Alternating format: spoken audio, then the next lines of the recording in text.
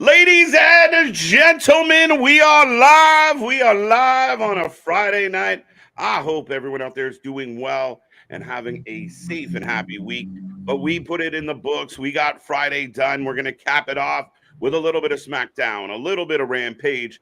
And of course, we are the Wrestling for Life Network, the channel that just watches more live wrestling than any other channel out there. And we just do it on a different level, folks. So we thank you for being here. We thank you for joining us.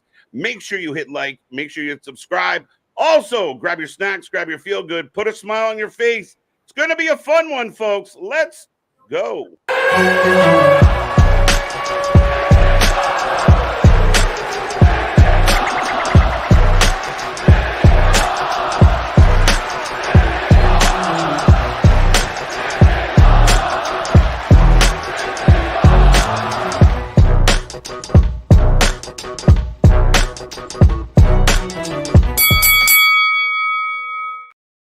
Ding, ding, ding. We are live and back at it again, folks. Like I said, we are the Wrestling for Life Network. We got Smackdown. We got Rampage tonight. The doubleheader. We got all your action, all your rumors, all your news. Make sure you get in that chat and say hello. We see the numbers climbing already tonight. So, as I mentioned, I hope everyone out there is doing well. I will remind everyone out there, I am Mr. Every Night KJ White, the Iron Man of YouTube. And that is Big Nick. Ladies and gentlemen, boys and girls, children of all ages, the Wrestling for Life Network proudly brings to you its YouTube tag stream champions of the world, the Every Night Delight, KJ White. I am Big Nick, and yes, we've got a feel-good Friday night Smackdown. We've got a women's title match on the line. We've also got Ronald Mysterio and Logan Paul going face-to-face, talking about the U.S. title. And methinks we're probably going to see Roman or at least an LA Knight, especially with the match that's been announced for Crown Jewel. Absolutely, and I mean they've advertised John Cena will be here tonight as well. So, but will we see him? Can we see him? Can we see him? We imagine we will. We'll see what happens there. But yeah, lots to get into. Apparently, Tony Khan's got an announcement on Rampage for tomorrow. We got so much to talk about. Bound for Glory is tomorrow. We will be covering it live here from the channel. But yes, folks, it's a Friday. It's a Smackdown. Last week, Nick, a lot of people said it might have been one of the best Smackdowns of 2023. Absolutely. Well, it's so weird, and because we watch enough wrestling that we're talking about like the pacing and just everything felt relevant. Everything was moving at a good clip. There was no real super dead spots or anything that just made you, all right, let's see what else is on. And even it didn't seem, as I'm sure there was probably like 12 commercial breaks that Curtis will tell us about or something. Yeah. But it didn't seem to draw down the show or anything like that. No, not at all. I mean, I felt like the pacing of the show, and there's been a lot of discussion lately of, it coming out that, Vince is too busy, according to Ari, doing other things, and people AKA fuck off. And people should be doing the jobs they are, hired for. Like, Vince had a bad habit of having people around him that he just did their job for them, and they just nodded and said yes. And it looks like that has changed, that Triple H has got both reigns, all the reigns, and all the control. And even the Roman reigns. So very interesting with that leading into Friday night. We'll see. Now, Logan Paul has one of his fluffy boxing matches, and then after his bout, he goes on mic and says, "Rey Mysterio, I want you, kid." In case you were wondering, the YouTube boxing is more pro wrestling than pro wrestling at this point. Yeah, pretty much. It's got more he went into the fight knowing I'm going to cut a promo on Ronald Mysterio right after this here. Imagine if he sat there and got his ass clipped and just got knocked out in like the first round or something. Granted, I know it's Dylan Dennis, so probably wasn't going to happen. But well, you almost feel like he knew he wouldn't get knocked out. Look smart. Right. But yeah, lots of intrigue. We're building towards Crown Jewel. Comes out today, I guess, that apparently locked and loaded. LA Knight will fight Roman at Crown Jewel, which I'm pumped and nervous all at the same time. I'll ask you why you're nervous here, and I will mention one thing, and then maybe we'll get to the chat here in a little bit. But do you find it interesting that USA Network tweeted out the picture of LA Knight with Roman in the shades and the quote for the tweet is, "Look in his eyes, what do you see?" Man, when And I it's saw such that, a CM Punk line, I couldn't even say it without starting to sing the damn song. right? Well, I mean, it's funny as shit because anytime you bring it up, people are like, no, it can't happen. Now, everyone's got to remember, and I know a lot of, the Meltzers of the world jumped on this, and I know SRS said, well, we heard they're not talking. You guys got to remember, when he's contractually obligated to another company whose owner has publicly been out there saying that you tamper, you poach, you can't say shit about But shit. You if can't he's say, not under contract, he was fired with cause. well, there's rumors of him having a non-compete. That's why the 2-month thing. Ah, So fair enough. if they're paying his paycheck up for a little bit, and even not, I mean, in the world of let's have a surprise once in a while, you can't just come out and say, "Oh yeah, he'll be there in Chicago." Like that would be silly. That would be Tony Khan. Amen. So, Mhm. yeah, no, absolutely. Now, folks, we're going to get to the chat. I see a bunch of new faces popping up and saying hello. Make sure you get in this chat. Don't be shy. In about 24 minutes ish, we will be jumping into SmackDown, and then we do not go home until Rampage. And it's a feel good Friday. Me and Nick might be here till the wee hours in the morning. We don't. Yeah, we're not going to be here most of the weekend and everything. You got Yeah. Luna and Anthony there for Bound for Glory, so 100%. We might stay a little bit later here, right? But I will remind everybody, this chat does get busy. So if you want to become a member or use the super stickers, use the super chats, find your way to stand out amongst the crowd. I know sometimes people out there get a little huffy. They didn't click on my stuff, but I assure you we try. 500 an hour is an uptick for us, and it's only getting busier. and we talk a lot. And we talk a lot. Out there a lot. We talk a lot. But Chambers is back in the house. Good to see you, buddy. Kicking off. First one in the chat tonight. Ronnie's here. How you doing? How you doing? Maurice. How you doing? I thought I had to say that like King Julian because that's all I could think of is Maurice. I hope I said that right. Otherwise, I've just pissed this man off. Right? He's like, I've been here for 10 seconds. They got my name. Right. Ronnie's back. What's up, big dog? What's going on? Guess who? Who? Ronnie, who let the dogs out, sir? Taylor Swift was amazing. Swift. Is she double Swift? I think you sent it to me, and I had seen it even before that. The Kelsey Swift combination that I like is Jason and Swift, the running back for the Eagles. There, DeAndre Swift. Yeah, that's my Swifty. That's my Swelsey or whatever they're calling themselves now. What's your guys' prediction for Bound for Glory tomorrow night? Like all of them, Chambers? I'd have to pull up the card. That would be interesting. I can do it if you want, but yeah, we can rapid fire through them if you want. All right. I mean, quick time. I mean, you read through some of these, I'll pull it up. I know a lot of people are talking about, Osprey might go to Impact. Oh, CM Punk's going to Impact. I saw some Impact fans being like, I knew it all along. He's coming. Don't forget, guys, Impact is a wonderful, wonderful leveraging tool at times. So, yes. Is there potential there? Well, yes. You can't leverage AEW. You leverage Impact. That's it. So, I mean, you got a lot of opportunities here. But, hey, if they can get them both, I mean, Osprey's doing Bound for Glory. What? I just said it'd be amazing. It would be absolutely amazing. And, I mean, I think it builds, Impact is doing everything I keep telling, Tony Khan and AEW to do. Just do you. Don't talk about the other companies. Just do you. Bro. Just show up, stay in your fucking lane, and things will go well.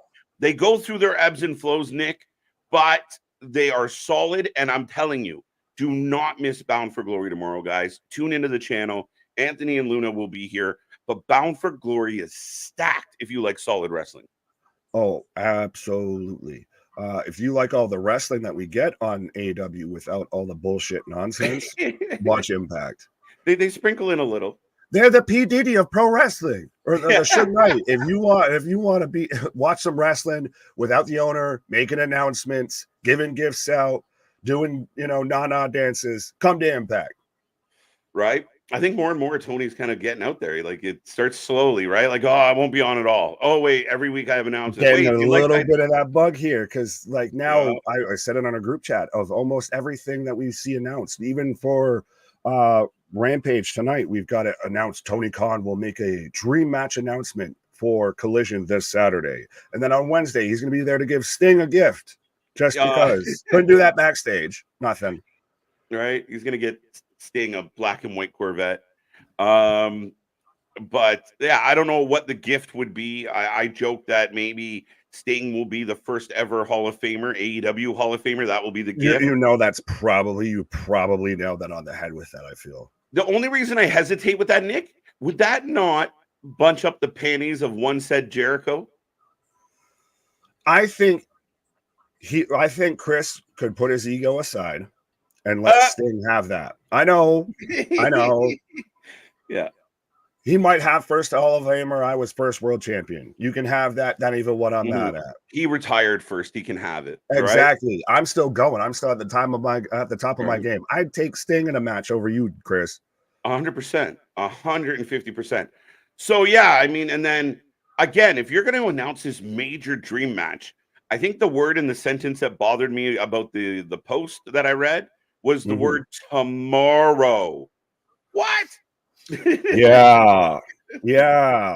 That's the problem with this. I think Tony, like I said, with all these announcements, you're just constantly baiting the hook, constantly getting it out there of, I'm going to at least grab something cool. Well, if you grab people on that and it doesn't deliver, and then the next one doesn't deliver, and how much better would it be if you sat there and if it's going to be a dream match, you took the time to put that out there? Yes. And something we'll talk about a little bit later, but I find it very ironic. Like you have guys like Jericho talking about basically hotshot booking on the WWE's part. Mind you, I believe AEW has become the land of hotshot booking. And, I have an announcement for a dream match. That's just, again, that's hotshotting. And we'll see. We'll see how it pans out. WCW. But speaking of hotshot, let's hotshot back into these comments. Let's go through some of the new names here of Eric Browers. I hope I said that right, sir.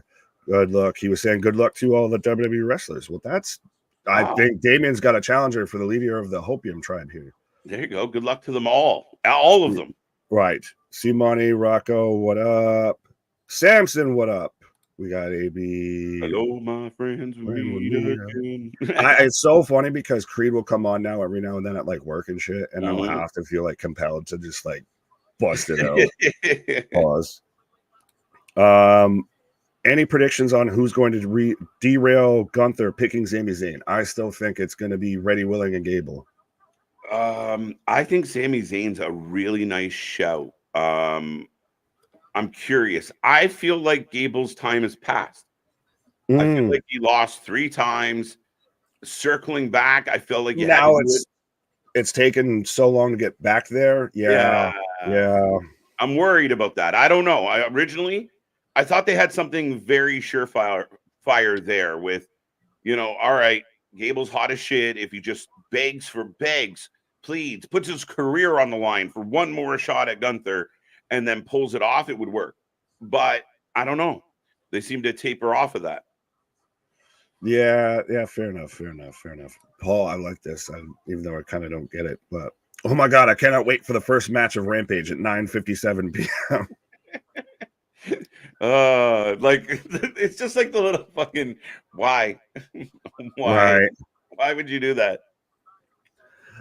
But so do we want to run through, because I pulled up the Bound for Glory card. We'll run through it fast because we can go quick time. So first match, Ospreay versus Bayley. I'm going Ospreay, easy.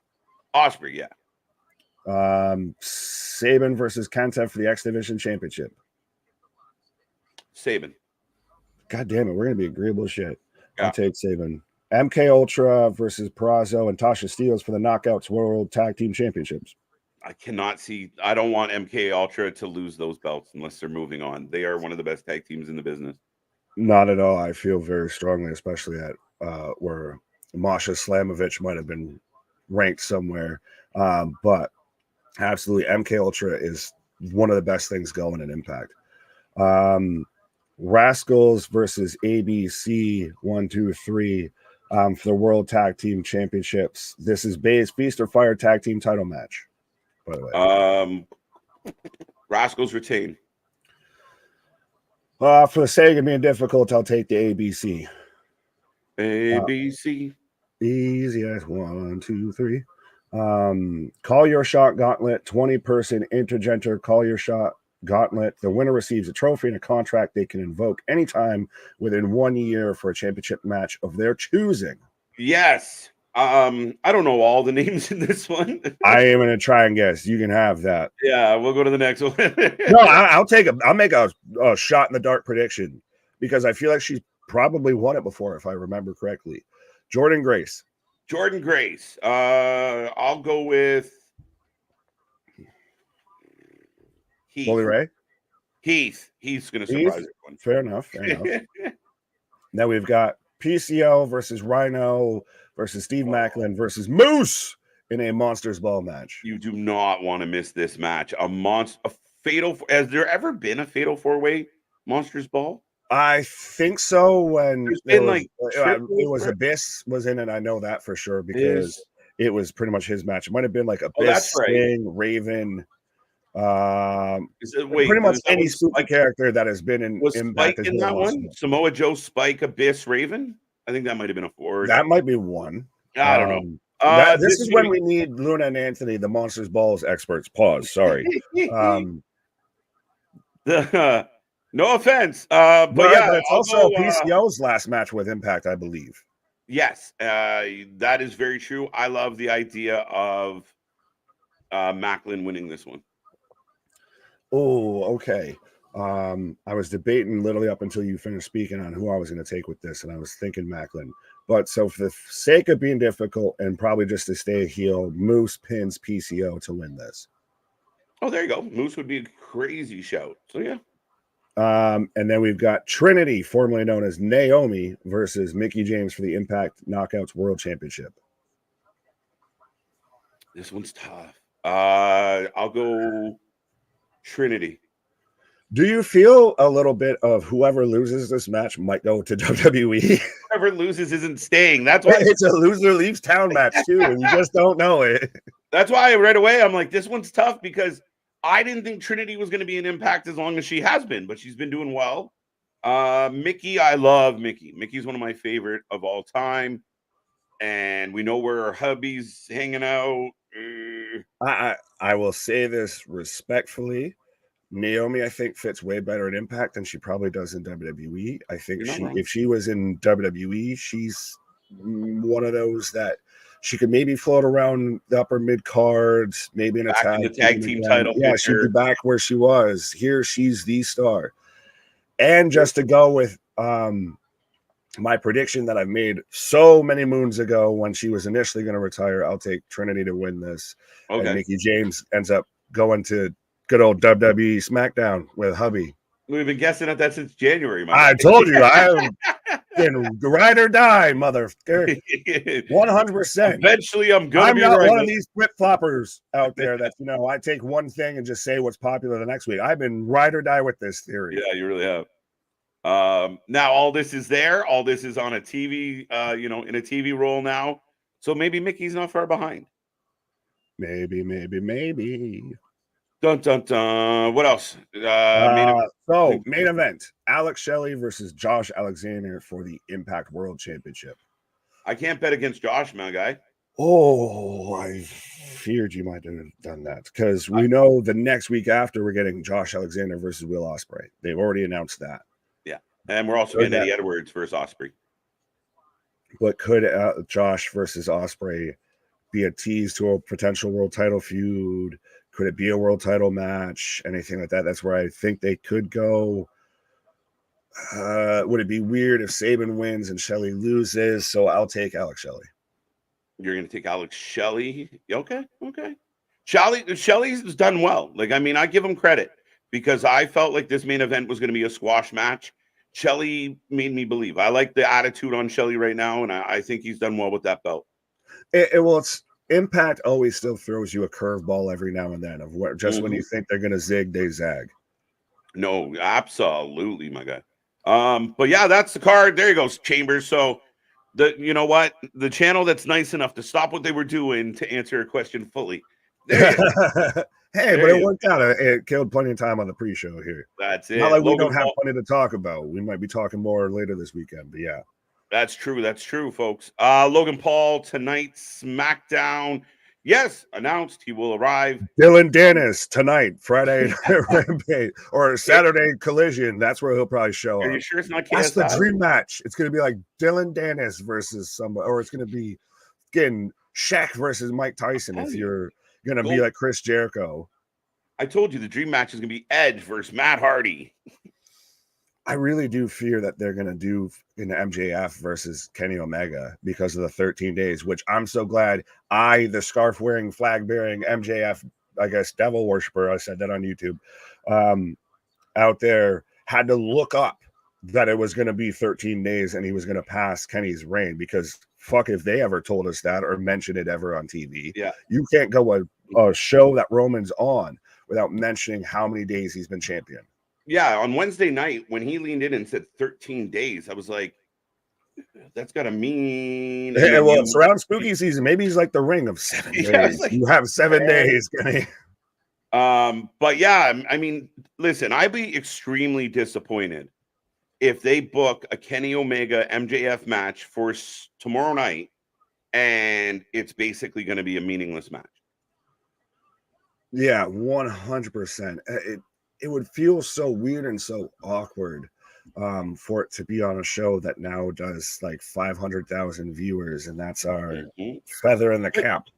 Yeah, but if you're trying to spike attendance viewers to Collision, you can't just announce this on Wednesday, announce it last Wednesday, announce it 3 weeks ago that this is going to happen. But that's where the WCW shit comes in, like I said, we see it 100%. Right. Well, I still have mixed feelings on that. I get it where it was and everything. It was more of, because it was in the Georgia Dome and everything, it kind of just it worked just too perfectly. But they did at least announce it before the fuck hand. So it got people to tune in versus waiting till literally the night before of, hey, by the way, you might want to watch this, and that'll be the highest viewed segment in Collision history outside of like something with CM Punk. Yeah, if that's what they do. And again, you already have a couple things announced for tomorrow night. Would they get the time? Would it matter? Again, for the fans that constantly kind of give WWE shit for giving things away, this to me would be a huge giveaway. Well, Damien on the other account here says, so a little awkward. What's up, Deanna? Yeah.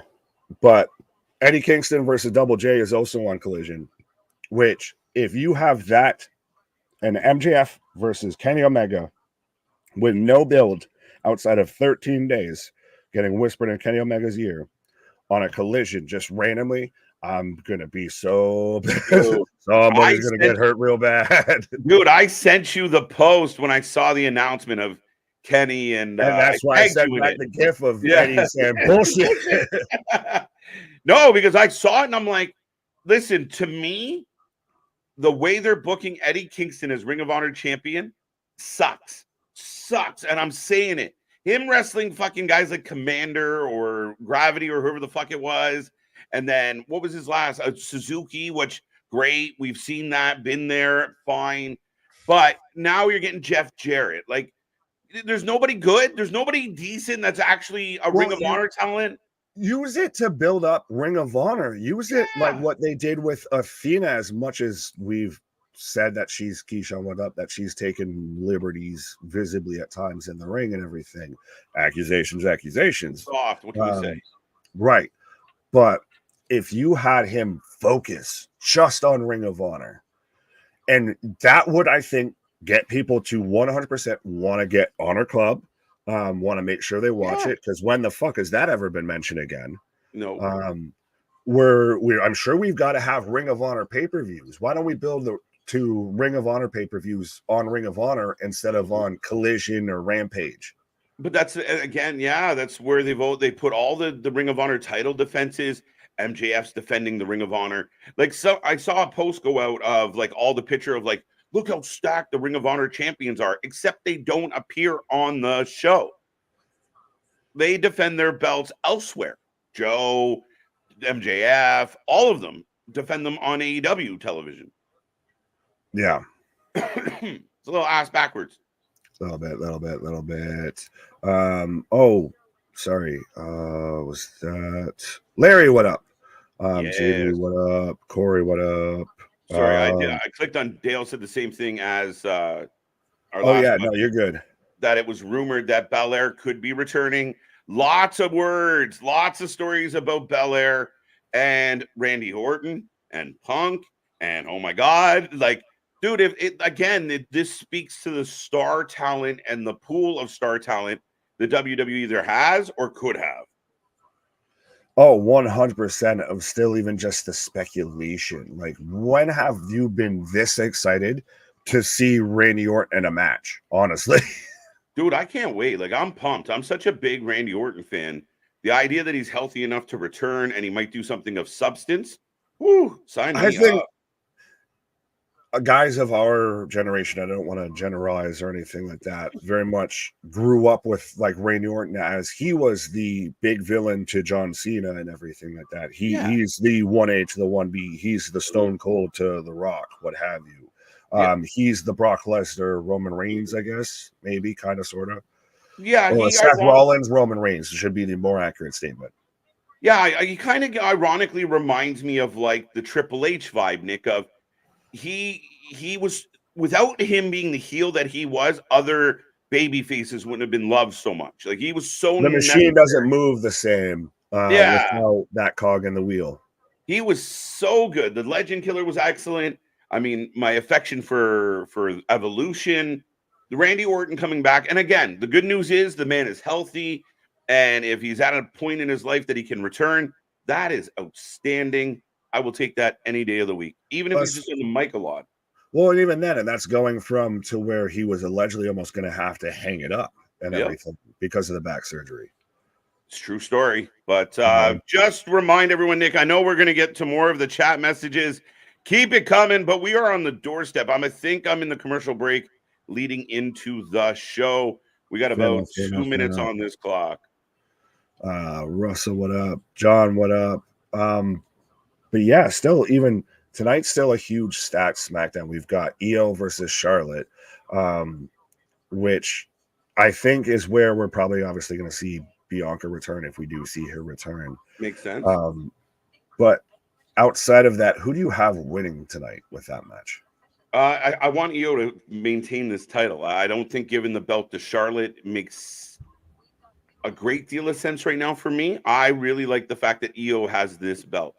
My fear is Bayley's going to screw her out of the title, and then there's going to be a rivalry between Bayley and IYO, which would mean less without the belt, in my humble opinion. Oh, 100%. That without the belt, that probably doesn't make a pay-per-view for its payoff.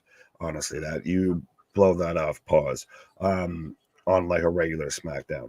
IYO, I want to see retain. I think it could be even more. Bayley looks like she's going to fuck it up for IYO. Maybe that's where you get the EST returns and comes back as a heel. I know that's you're booking a return into that, but yeah, I want IYO to retain, but I think this is really interesting because she's going up against like fucking Super Cena of the women's division. Yeah, and I mean, yeah, dude. I'm getting then. So let me know when you catch up. Okay. Right now I got then. I'm hot dog, so catch up, homie. Catch up, homie. I still, sorry, go ahead. No, I'm just going to say, folks, we are about to kick off SmackDown. Remember, we're going to stick away from Rampage. Once Nick says thumbs up, him and I will both be on the then of Then Now Forever. So if you want to sync up with us, that's what we're going to do. Then we're there. So you will sync up then. Now you should do it now, and stay forever. You can always come back and watch us forever. And we'll do it together. Awkward. But yes, the show is kicking off, ladies and gentlemen, with a replay of last week. I see a bunch of people tuning in. Make sure you get in the chat, say hello if you haven't been here before. Don't be shy. Get in there, hit like, hit subscribe, become a member. And if you really want to stand out, those super chats are there for you. We got the super chats, the super stickers, 100% absolutely. Be a friend, tell a friend, like, share, and subscribe. What? What's up, John? What's up, Keyshawn? That's a long one. AJ, we'll maybe get to that in a little bit. But so we're getting the the replay of Cena and Roman in the ring, and then out comes LA Knight. Are you not a little concerned about LA Knight being the guy? Like, I assumed it was going to be Cena that would take on Roman in Saudi Arabia. If it's going to be Knight, does Knight just take an L and that's it? I don't. I think he obviously takes the L. My question is, so what do we do with Cena past here? Like you were kind of hinting at, and how do we continue this past he takes the L? It gets right. That's murky waters there, but it's one of those. I feel like it's a band-aid you had to pull off. When else were you going to do it? Were you going to do it at Survivor Series? Were you going to do it at the Royal Rumble? I don't know. I kind of want him to have the belt. Like, I don't really care about Cody. But that's the problem that Cody's constantly ran into. It happened the second that Dwayne got brought up and was showing up because he was on college football and they were in Denver and all of that. The CM Punk rumors have not helped that. I'm almost surprised that the Randy Orton, mostly probably because we all expect him to come back as a heel and you can't have heel versus heel. But for him to get a run at the belt, I think one of the best options in my head for Randy Orton would be to come back and fuck with Cody. Like, I really like that idea. I really do. Oh, absolutely. I think that's, well, even if CM Punk were to come back, I think a lot of people want that avenue. They want someone to just kind of fuck with Cody, probably until he gets to dealing with Roman. Right. If we're going to still get there. Now, rumor was John Cena was sticking around for about 7 weeks. Now, I guess that could be extended, depending on. I was going to say, I don't know. I can't see my John Cena advent calendar of telling me how many weeks he's been on SmackDown yet. Right. I like how they're replaying the spear from Roman onto LA Knight, and they're doing it like a goddamn Mortal Kombat fatality here of like just red, dramatic in the background and everything. Yeah. But listen, Roman came out last week. John Cena came out last week, but nobody got a bigger pop than LA Knight, period. And I'm thinking maybe that's what we kick off with tonight as we're got the crowd shots going right now. So I don't know what we're fully kicking on the show off with, but is that Kevin Patrick again? T's and P's to Michael Cole. I hope everything's well. They said that was I've seen that third out there, that it was the third time in his entire career that he hasn't been there for a WWE event. Yeah. But boy, howdy, folks, if you've ever needed to mute SmackDown and just listen to us talk about it, Kevin Patrick is on Friday Night SmackDown. Dude, Kevin Patrick is like when one of your fantasy players ends up on the IR and you're looking at your roster like, oh man, the drop off to replace him sucks. Right. When your starter gets injured and then you're like, oh well, I guess I should pick up the backup, and you're like, well, fuck. Yeah. Oh, as we got Paul Heyman kicking off Friday Night SmackDown. But yeah, by the way, remember how they had to shuffle the commentary team and everything like that because Corey and Kevin Patrick sucked on Monday Night Raw? Well, now we've got on Friday Night SmackDown. Yeah, we added this. But we got Paul Heyman. Am I too loud? He's so good. He emphasizes, did you see what Jimmy Uso did? See, I expect Jey Uso on SmackDown tonight. I expect some recourse for his actions. This babyface versus massive heel team seems but you to won't be see it to out. start off the show. You won't see that. If you do, It'll be, but do you have this main event or do you have the women's title main event? Depends what you're planning. That's a very good question. Keyshawn, stop cheering Jeff Jarrett, please. Yeah. Nick, you're For wrong. the one reason I was going to say, my heart can only handle so much here. Do you dislike me that much, sir, that you just want me to keel over live on the stream here? I know I joke about that. Elizabeth. But if Jeff Jarrett wins that goddamn match. Could you imagine? Well, no, I think the only way it could be worse is if he wins the Ring of Honor title off Eddie Kingston. I will forever now I feel terrible that I even said that and put that out in the mythos, but I will forever not watch Ring of Honor if that happens. Tony Khan, that is a valid threat. Right. Be interesting next is like faction currently in NXT can wreak havoc on Raw and SmackDown every week. Heck, I do Braun Breaker as the leader of the faction. Yeah, I mean, tricky right now, right? I mean, you already have like people are complaining about Judgment Day running around causing too much trouble. Oh, look at this. Well, they're being the official announcement. Absolutely. Well, they're even subtly mentioning how it was featured in the LA Times. It's, LA Times. Well, and even how, news stories for Tony and AEW get broken on Wrestling Observer now. News stories for WWE get broken in the New York Times and the LA Times and ESPN and shit like that. Yep. And that's even more reason why I don't believe a word that comes out of Dave Meltzer's mouth. And it really blows my mind that a lot of people will put out like a quote from him as if it's truly a thing. He doesn't know. I mean, I do get it. They are a bit of like the Adam Schefters, if they were blind. Well, fair enough. You can have that. Paul saying he's a huge fan of LA Knight. I liked how it's a subtle note of Roman's back. Paul's no longer all wispy and white along the sides there. What little hair he has left, it's back. He's got his Rogaine, his Just for Men has just shown up there.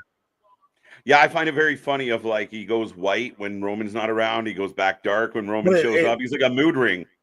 But that's the thing, though. It's what I've always loved about pro wrestling is someone that's that invested to the character and everything. It's like how The Undertaker, literally, you couldn't, he'd always sit there and lay down so you couldn't see him leaving the arena and like that and everything. Yeah. It's like how Kane would sit there and, constantly cover himself up when he was leaving. How MJF is, how a little bit how Phil is. Sting vs. Hook is the dream match. If you cannot announce that match now, it's too. No, it's Darby and his face tap. We can talk about it. Have you seen that, by the way? Fucking dumb. Everybody's just like Cody's neck tattoo. New challenger is entering the arena. Listen, if you're going to piss on Cody's neck tattoo, which isn't the greatest, you have to have some negative feelings about the man, getting a skeleton hand on his fucking forehead. I mean, but it fits Darby a bit more though than it does. I guess. Listen, I just can't take tattoo seriously. Oh, here we go. To Roman Reigns, and then we instantly cut to LA Knight. Let me talk to you. Yeah. Again, a huge pop. Here's someone I know Adam Copeland wouldn't call a vanilla midget and version of The Rock. Right. Shit. We can talk about that a little bit later. That was funny stuff. I will say it's funny. We watched this live last week and we said it right away. Everybody is going to use the visual of his glasses as something. And sure enough, here we go. It's amazing. Kevin Dunn, your bucktooth beaver ass finally did one thing right every now and then. Yeah. I've seen Roman Reigns. I've seen CM Punk. I've seen Rhea Ripley's butt. I've seen people just dropping something in those reflections. Oh, wow. So LA Knight calling Roman Reigns to get his sorry ass out of here. What? Yeah. Oh, Paulus the Walrus. Where are you going? All right, folks. So LA Knight demanding Paul stay. And I laugh because Paul just sells everything so well. We are watching the coronation of a superstar in WWE right now. Win, lose, or draw respectfully, this is LA Knight getting over, like, and will continue to. This has elevated him to that echelon. Mm-hmm. Yeah. As we're literally, he's replaced the Stone Cold Steve Austin what chance with chance. I told you the crowd loves a good fucking play along. If they get to participate, they're happy. Kind of like all of us. Pause. Right. Well, I was going to say, well, we try and participate with the crowd as much as we do. Pause. I'll knock that hair back to gray. Oh, yeah. So see, hey, they mentioned it. Point ahead, look smart. Dun, dun, dun, dun, dun. What was that? In Monday Night Football. Dun, dun, dun, dun. Dun, dun, dun, dun, dun, dun, dun. Right. The gerbil on the wheel just sends out random tunes. No, you're good. And my gerbil just took in that fucking signal and just ran with the ball. Keyshawn, I might click on this one during commercial break because I got some AEW related stuff. But we also got Rampage tonight to talk about it. But yeah, they can defend it all they want. It's horseshit. Oh, I gotta review that. JD and his buddy spent hours trying to defend the logic of Tony Khan. And yeah, it's amazing to watch the fucking dissonance that these people do. This like the mental gymnastics to justify shit. Oh, and then you have a preconceived outcome, so you must patch yourself to that. I've already decided this is amazing. So no matter what happens, it's amazing. And right, you can't tell me I'm wrong. No, and I mean, dude, listen, it's almost embarrassing that you open your show with like long-term booking. Like, get the fuck it. Really? That's what you're gonna hang? AEW's long-term booking is winning the war in wrestling? Like, come the fuck on. Come on, Eileen. We won't outstrike you, but we will outlast you. Like, I told everybody on Wednesday, long-term booking is not something happened and then months later, something else happens involving the same people. A very key part of any story is middle. Yeah, as we've even got Paul with the so it's just working perfectly because I got yeah. Boston feeling it. Oh, we got a contract signing next week for the match as LA Knights picking that up already. Hey, notice how we mentioned something that's going to happen on a future show ahead of time instead of during the fucking show. So I'm guessing there is no actual Roman here tonight. Probably not, because I think by now he would have came out 100%. I'm guessing LA versus Jimmy tonight. That could be the case. That would be an opportunity for Jay to get involved. Yeah, fair enough. Justin says if the crowd participates, it's happy that getting the talent over 100. That's been the WWE formula since Vince McMahon took over. Well, he didn't take over; he started the company. Well, took over from Daddy. Well, Papa McMahon. Yeah, but I feel like the WWF is a little different than the WWF. Fair enough. So, like, significantly, like, there's a breach there. Pause. Call Roman Reigns. Stopping by to give you a like and a hello. What's up, Steve G? How you doing? I think at Crown Jewel it will be brother versus brother. Could be. Ooh. Tear it down. Let's go. Well, Crown Jewel's already kind of starting to look like a pretty stacked card just initially as we were getting an advertisement for John Cena Live, but we've already got Seth Rollins versus Drew for the world title. We've got Rhea versus Nia versus Shayna versus Zoe versus Raquel for the women's title.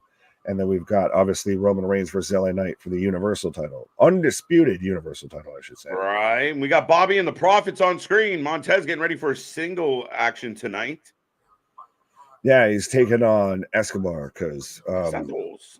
Yeah. Yo, we can actually set up a Survivor Series right now, right? Like, because you kind of have a couple factions involved and you just need some other pieces, right? Like, you could do a Lawo versus Hurt Business +1 at Survivor Series. You could do the, can't beat Romans versus the Bloodline and or JD. But it's so weird that we're probably only going to get one War Games match. Unless maybe we get two. It'd be hard to do two men's War Yeah, I Games don't think matches that back it'd to be back. fun. Mm-hmm. Well, you just oversaturate it, but Yeah. for there being so many factions in WWE right now, to where you're just like, all right, well, we could just do all the combinations, just like 20 men all in the ring Put them in a all in cage. there. Okay. Right. What else we got here? Comparing the scenario only. Not quite sure. You have any idea what the context on that is? No, I don't.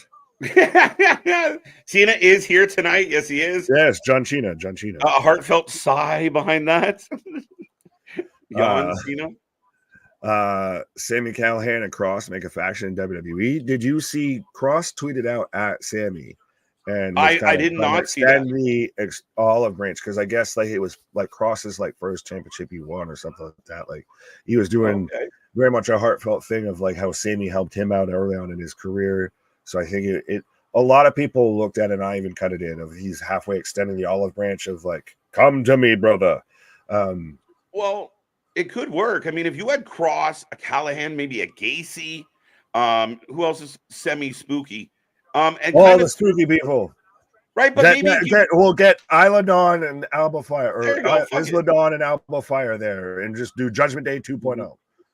But it might give Karrion Cross a little bit of meaning that he has this little crew of spooky dudes, of crazy dudes that are willing to fuck everything up. Could he not just do that on his own, though? And I would still love to see Sami Callihan in WWE, don't get me wrong, but could he not just have meaning, as you said, if they just actually booked him right? Like if he started off like he did like the first 2 weeks with like Drew, to where he just show up and just choke him out and leave.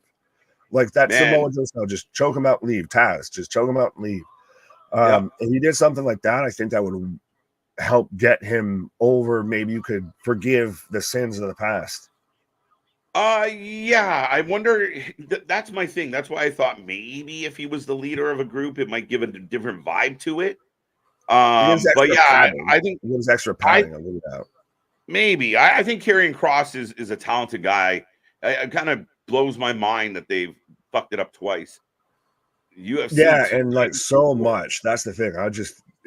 That's the one person I would want on the WWE roster for them to get the fuck right is Karrion Cross. Yeah, I mean, he was taking out everybody once upon a time, my guy. We're rolling through a commercial. I just got a commercial for UFC tomorrow night as well. 294, yes. As I'm getting a Ford commercial because America. Me too. There you go. There we go. America. But yeah, Karrion Cross was cool up until Adam Cole's promo. See, they've got to give you the hot chick, the spooky lights, the grip, the big entrance. You know what they have to do to get Adam Cole over? Ring the damn bell. And that just cut Karrion Cross's fucking legs out from underneath him. Yeah, a little bit. And then like the coming to being BDSM Gladiator Cross. Yeah. That was the nail in the coffin there. Yeah. I want men's war game match and an original SS match. So there you go. That's not a bad shout, JV. I mean, we just talked about this, Nick, is you have a men's war game, you have your women's war game, and then maybe you sprinkle in like one traditional. You do have enough factions or groups or entanglements. Shout out Jada and Will, I guess, with that one. That could actually suffice as the old school Survivor Series matches that we grew up with. Yeah, why not? Mm-hmm. We could get multiple Survivor Series matches with all the factions. That's what I said. There you go, Mark. Right. Point ahead, look smart. Mr. Motown Octopussy over there. Pause. You said that, not me. Right. Callahan will be with Moxley bleeding every week. That, if I had to bet, that would be where I put most of my chips. Yeah, but I kind of hope otherwise. I hope, and I hope and I pray. But, and I know this is right.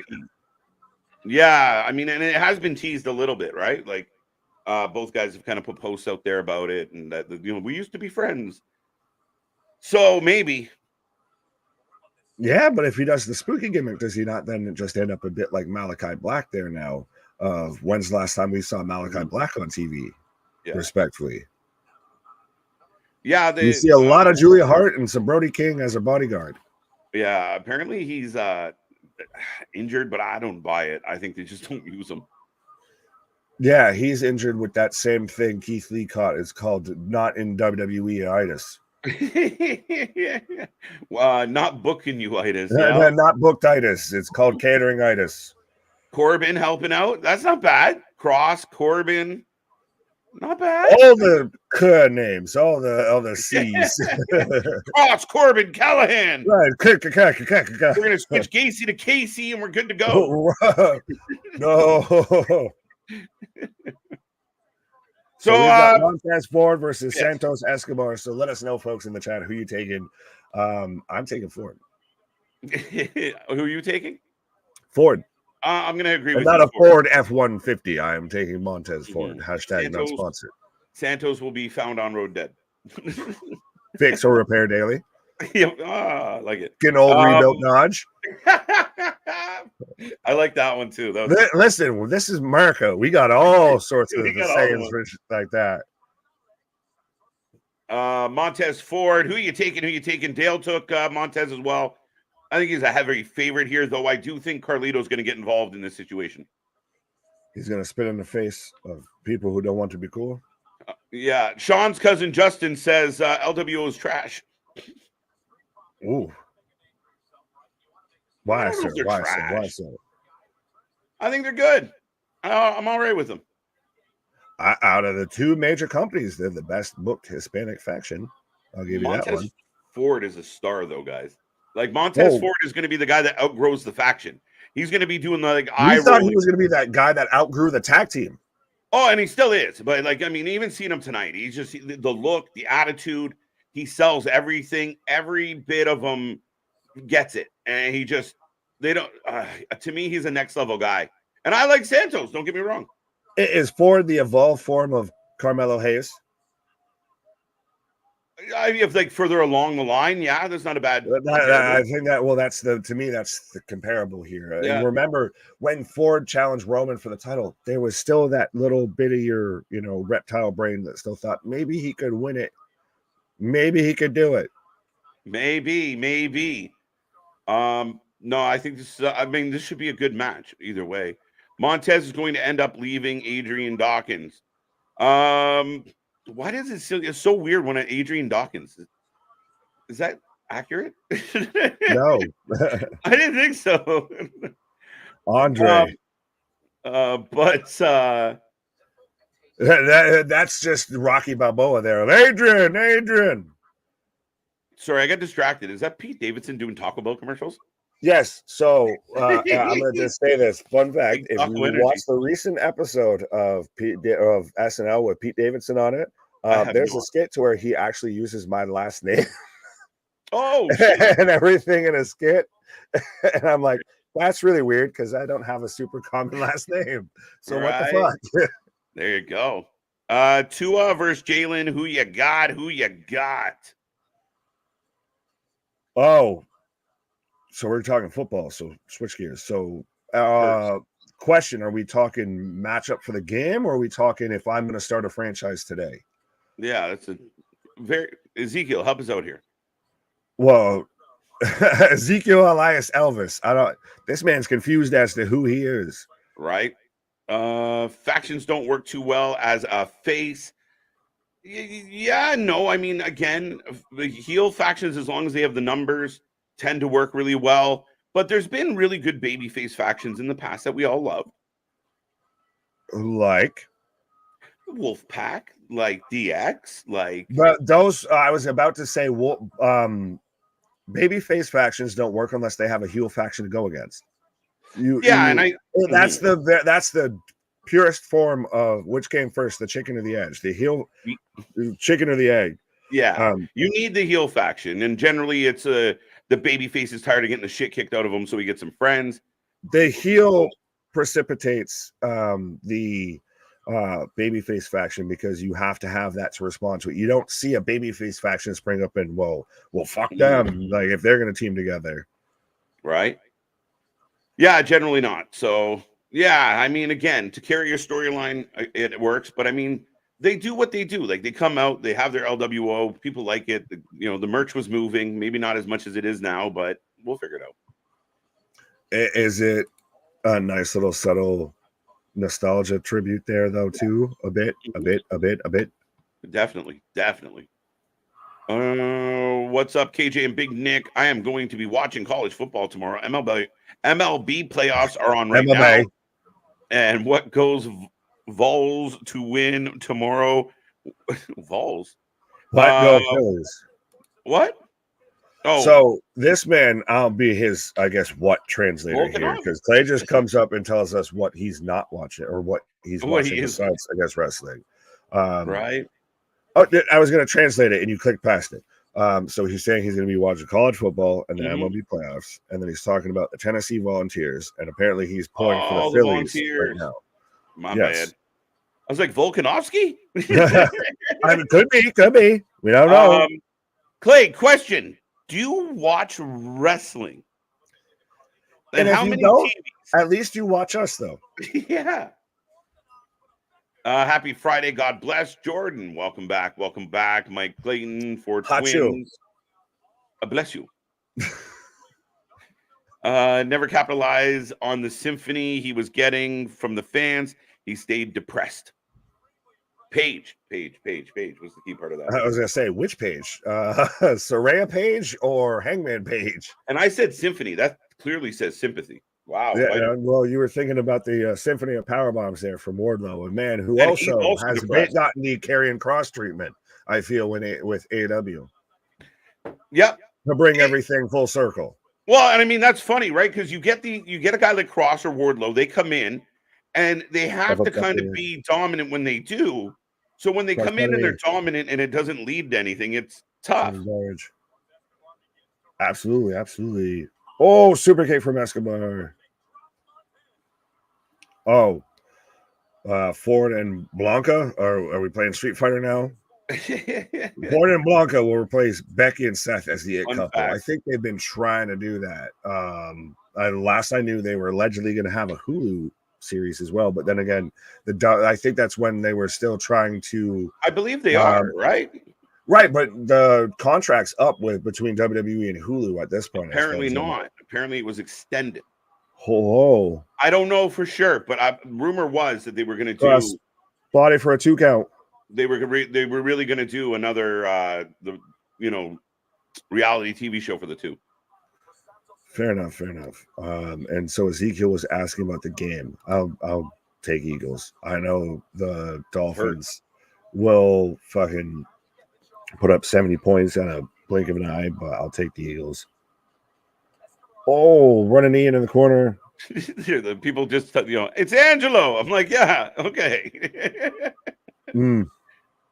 I would say Ford and Trick are very similar, mostly because of the size. I may be in the minority, but I think Trick has a higher ceiling than Mello.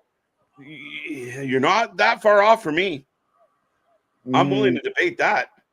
I'm willing to debate it, but I could also see your point, though, too. It is a valid statement. That's what makes it debatable. As even right there, you see him selling that Hurricane Rana off the top rope there. Oh, huge. And just instant bug eyes. And it's so weird he just has, we know Dawkins is the bigger one out of the tag team here, but Ford, you forget how big he is until he's in the ring with somebody else. Ooh, that sucked. Yeah, that was a fucking sloppy jalopy. Graves called it a double axe handle. I called it a double finger touch. Right. A double grazing. Pause. Joe Gary, what's up, fellas? Jake, what up? Steve G. And all hell has broken loose. And where the rest watching this, call a fucking DQ, you fucking idiot. Why would he DQ who? Because Dawkins, didn't he go at Escobar in the corner? No, Escobar kicked him in the head, but he's about to lose. Roll up. Oh, grab the tights. Son of a bitch. Small package. Oh, I'm sorry. And I don't mean this in any way wrong. I just feel like Dawkins looks like he should be playing a saxophone. Like he's a blues magician on the side. You have fallen into my trap now because now I get to just do the Homer Simpson saxophone. Here's Carlito. Do you ever notice Carlito doesn't show up at the beginning of matches? At least he doesn't fucking dance or like try and eat an apple on his like do that whole shit before like Jeff Hardy, who's sit there and hit, taunt all the way to the ring. There you go. So if you're keeping track at home, Montez Ford picks up the win. Santos gets jumped. Carlito saves the day, and Lawo is 4 strong. I guess 5-6 strong total. Very interesting. Zelina, DJ Zima Ion, good old what's his name? Carlito, Escobar. Did I say Ray? What the hell? They're chopping the shit out of you. I'm like, I like this. Hold on tight. It's provocative. No one knows what it means, but it gets the people going. Ew, what's up? How you doing? Context makes context is king, Keyshawn. I say it all the time on this channel. Context is king. 100%. And I think that's what a lot of the CM Punk bullshit was, shit out of context. Well, and you still, it's at times you still have to take into account your source of where you're getting the information from. Mm-hmm. Man, like I'm almost at this point willing to bet something. I don't know what it would be. I don't want to risk it. I don't want to risk it for a biscuit. So like I'm willing to put something on the line. I don't know what it like. I'm not putting the beard on the line. I'm not that confident. No, my wife won't know who I am. Like I'll shave an eyebrow if Punk doesn't show up, but I'm still bold strategy, Cotton. Let's see how it works out. Man, I did that one time. It's not fun. Why?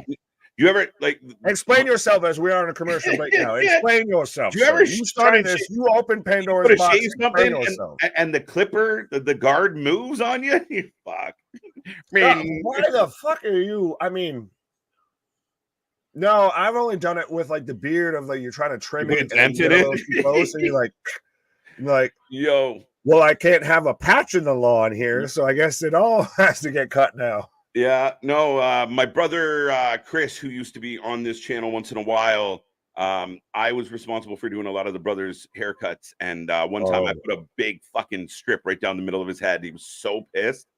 And you heard it, like the clipper just click into the wrong gear, like into the wrong side. Oh, you're getting a number 1 today. See, I've I guess evolved or devolved to the point of I get 2 type of haircuts, and most of the time, literally for probably the past 5 years or so, it's all just been at home. If I just shave my head just as bald as we can go, and it all started because I looked at my father. And I knew that was going to happen to me. I saw it happening. So I was like, well, I might as well at least get in front of this. And I was like, well, at least I got the beard. So at least let me see if I look cool with this and the beard. So there you go. I spit in the kind of went the whole like Pedro from Napoleon Dynamite. It was just so hot. It was just hot. Bad Bunny did Carlito's new song. And ironically, Carlito does not like it. Fun fact, neither do we. I don't think anybody does. Respect to Bad Bunny. I know we're getting the Bad Bunny edition and everything, and the man sold out Yankee Stadium to do a show and everything. So respect, my guy. But no, if you're gonna bring somebody like that back, you keep the same goddamn music. Could you imagine if like Road Dogg came back right now, or say Billy Gunn comes out and it's not "I'm an ass man"? Yeah, and it's like, who is this guy? Yeah, and it's happened a couple times, like with AEW because of rights and stuff. Like even Daniel Bryan comes out, and at first, when that music first hit, you were like, "Oh, it's Daniel!" It's but then he'll just pony up for that's a final count. Like Tony Khan will over deliver on the back end though. Of he'll let you, deal with a new song, and then just let you just come to fruition. Pause. Right. With the one theme you want to hear. Yeah. Hello, boys. Hello, ladies. Stefan, what up? There you go. Stefan. Foe, strike a pose. Hilarious. Yummy Cakes is in the house. And sometimes on screen, too. Not on our screen, at least on WWE. Hang tight right after the commercial break. The cake. Do you guys agree with and by the way, we are on commercial. Do you guys agree with Jade being a Raw superstar? I don't disagree with it. I don't have any issue with it. What about you? I don't have an issue with it, but no, I guess the question is that where you think she ultimately ends up initially? I think so. I think Rod, has more time to flex. When she shows up on NXT and she's doing that, I think it's kind of a giveaway. But speaking of that, though, I'm going to go find my clock and my cakes, I guess, here. There you go. As Rey Mysterio is in the house talking to the Luo, there's Selena Vega, who was not involved in the match either. I'm live at Smackdown. Trade. True shit. Put a post out. Tag us. Prove it. But yes, I hope you're having fun, my guy. Be a friend. Tell a friend. All the friends. I enjoy long hair. I did once upon a time, my guy. I really did. I went from one extreme to the other. Steve G, Sammy legit main eventer at WrestleMania and won the tag belt. Wasn't as hot. I agree, but he's still over. Hangman wasn't. Again, I'm not really positive on the context here, Steve G, but Sammy has been hot. I'm a big fan of Sammy. I know he's cooled off. I think Sammy and KO winning at WrestleMania is one of the best tag team matches of 2023.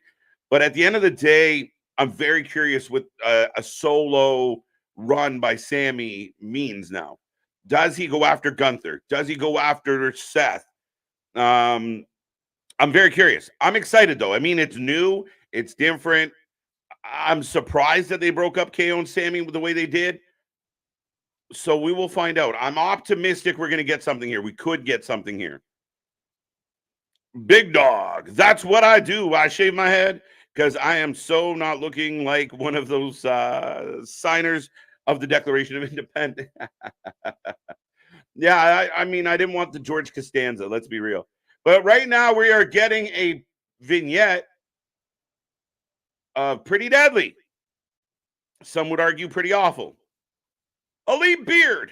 There you go. What's up, Matt C? How you doing? MZG is in the house. How you doing?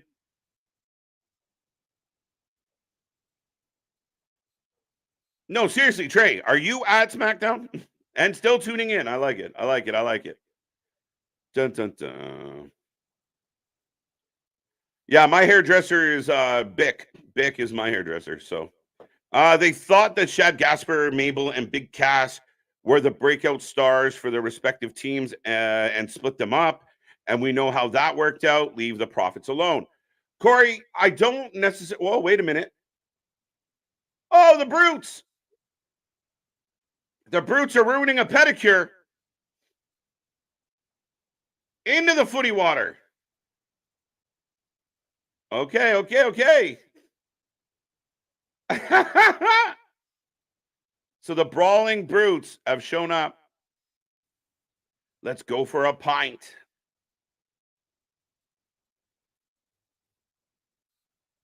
And now we're getting Paul and Solo. Here's Jimmy.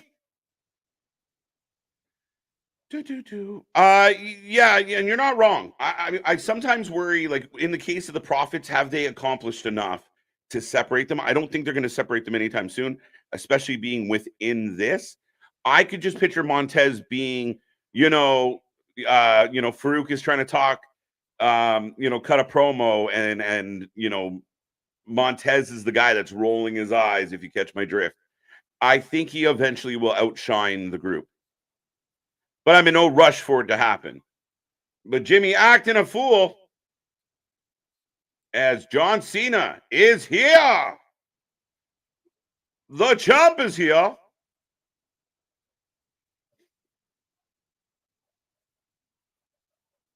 We're going back to commercial break, folks. So lots of commercials here so far. But that all being said, folks, Big Nick is on a pause for the cause. The show is on a pause for the cause. So I will take a moment to remind everybody, we are back tomorrow. Now, tomorrow's going to be a little different for the channel. Luna Havoc and Anthony are going to take you through Bound for Glory. They got you. There are Impact experts, so they will be covering that. We do not have anything else scheduled for Saturday night. Sunday, stay tuned. We might have a trick up our sleeve for Sunday. We're working on something brand new. We previously had a concept that didn't get off the ground for other reasons, but we might have something new and fresh for everybody out there. So make sure you click that little bell. I see over 70 people hanging out with us here tonight. So click like, click subscribe, be a part of the family. Like I always remind everybody, we watch more live wrestling than any other channel out there. And we're the wrestling friends you can't get in your real life. So be a part of the show, be a part of the fun. Get in this chat. Do not be shy. We are growing by the minute. We're not even 2 years old yet, and we're just fluffing up. We're creeping towards 3K subscribers, and we appreciate all the love. One of our, famous members, Mr. Scott. I don't have SmackDown on my Fox affiliate. That's weird, Scott. That's unfortunate. We will keep you up to date on everything that happens, but how come? C. McLean, how you doing? It's Charlotte Flair going to win the new women's on Friday, or the title on Friday night tonight. I don't think so. I think there's going to be shenanigans that prevent her from doing so, but you never know with Charlotte. You never know. If they have decided in their head that Charlotte versus somebody else might be a better matchup for Crown Jewel, better matchup for Survivor Series, they could pull the trigger. I really want IYO to keep this belt. I do not want to see IYO lose it. I think there's more story to tell here. I really think that at some point there will be a battle between Bayley and IYO. But yeah, Charlotte winning tonight, I don't love the idea. Penn State, Ohio State tomorrow. I want Thunderstuck. Tony, thanks. All right, Easy Bake. Keep smoking, buddy. Now I got Bad Bunny on my screen. Talking to Bad Bunny. What the hell?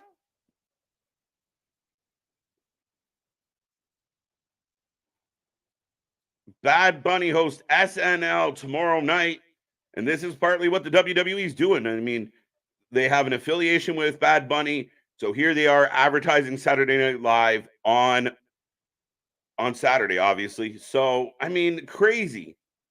And I see he's got his own championship. Where did that come from? The hair I used to have, VHS, went south for the winter and never came back. Now I grow it as a beard. Pause. I can relate, big dog, minus the pause. With Nitro Girls. You want Tony Storm and the Nitro Girls? Is that what you're going for? It's Charlotte Flair. Got that one. Sonya Vega and Rey Mysterio are a nice tag team. The same height. Selena Vega. Yeah. Okay. A little intergender tag team. Keyshawn, you 100% Paige isn't over at all. No disagreement from me. By the way, I am not a Paige fan. No, listen, I think Paige has been booked into the dirt. I think Hangman, our Ring of Honor Hangman I liked him. I was a fan. When he first, was getting onto the scene, getting involved in Ring of Honor, I thought that he did really good things. And I thought he had a nice chip on his shoulder, a nice attitude. The early days of AEW when he was tagging with Kenny, I didn't mind it at all. I just fell flat. It just really fell flat. To me, Adam Page needs a partner, needs a manager, needs a heater. Maybe turn heel, man. Maybe come out with a chip on your shoulder. I'm sick of all you people. Maybe try something a little different. I think a lot of he was MIA a lot. He didn't wrestle a whole lot. If you guys recall, like he was in and out. He wasn't in a whole lot of big things for quite a while. And then when he was around, too many like low end, like messing with the Dark Order as world champion is not a good thing. Never really having a really strong rivalry hurt him as well. And that's where those storylines come in. Did he have a few good matches? Probably. But did it lack depth? Did it lack excitement? Yeah, it did. But we're back, and we got John Cena in the ring. John Cena, you 100% Paige isn't over at all. No disagreement from me. I think Hangman, our Ring of Honor Hangman is a nice tag team. The same height. Selena Vega. Yeah. Okay. A little intergender tag team. Keyshawn, you 100% Paige isn't over at all. No disagreement from me. I think Hangman, our Ring of Honor Hangman is a nice tag team. The same height. Selena Vega. Yeah. Okay. The early days of And the place is buzzing.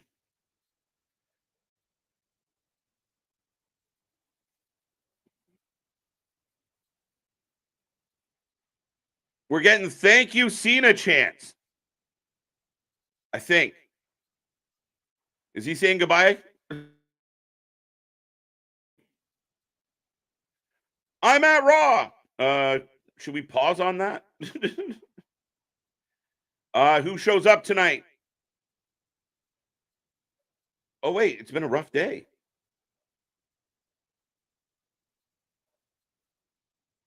Hold on tight, guys. Does anybody know what this is about? College hockey. Frozen 4, let's go.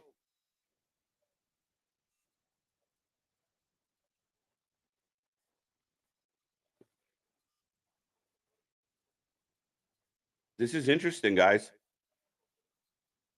Bianca versus Jade. It's possible. Definitely possible. Definitely marquee.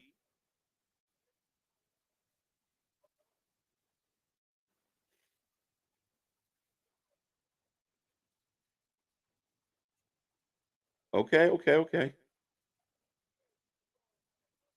2002 days. I think somebody will come after the women's title match. Yeah, I'm kind of with you there. I kind of think that's where it's heading for sure. Who would be a good partner for Paige? Ask me that again later. That's a loaded question. That's a good one though. But he needs a mouthpiece. He needs someone that can really talk.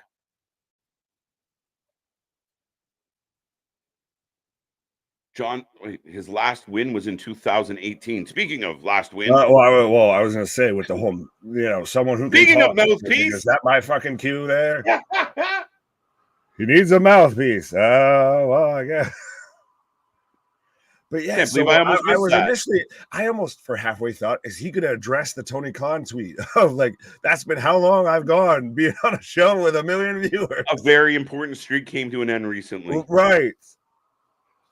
Let's all bow our heads. But he said he got bad news. Like, it threw me off.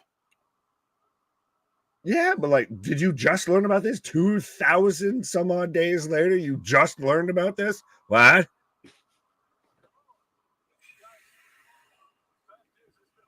been a long time since I had a win. Maybe this is his way of hanging it up. Now they're chanting, you still got it. Maybe it feels like a retirement speech, my guy. Where's Mark Henry in the pink salmon suit? Right. Now, wait. Now, if he does this, how many people are going to be like, well, because Sting did it. That's why. Oh, get the fuck out of here. He ain't going nowhere, apparently. Oh, well, that's because they're still on strike. Yeah, that's because the Screen Actors Guild is still on strike. Right? Yeah.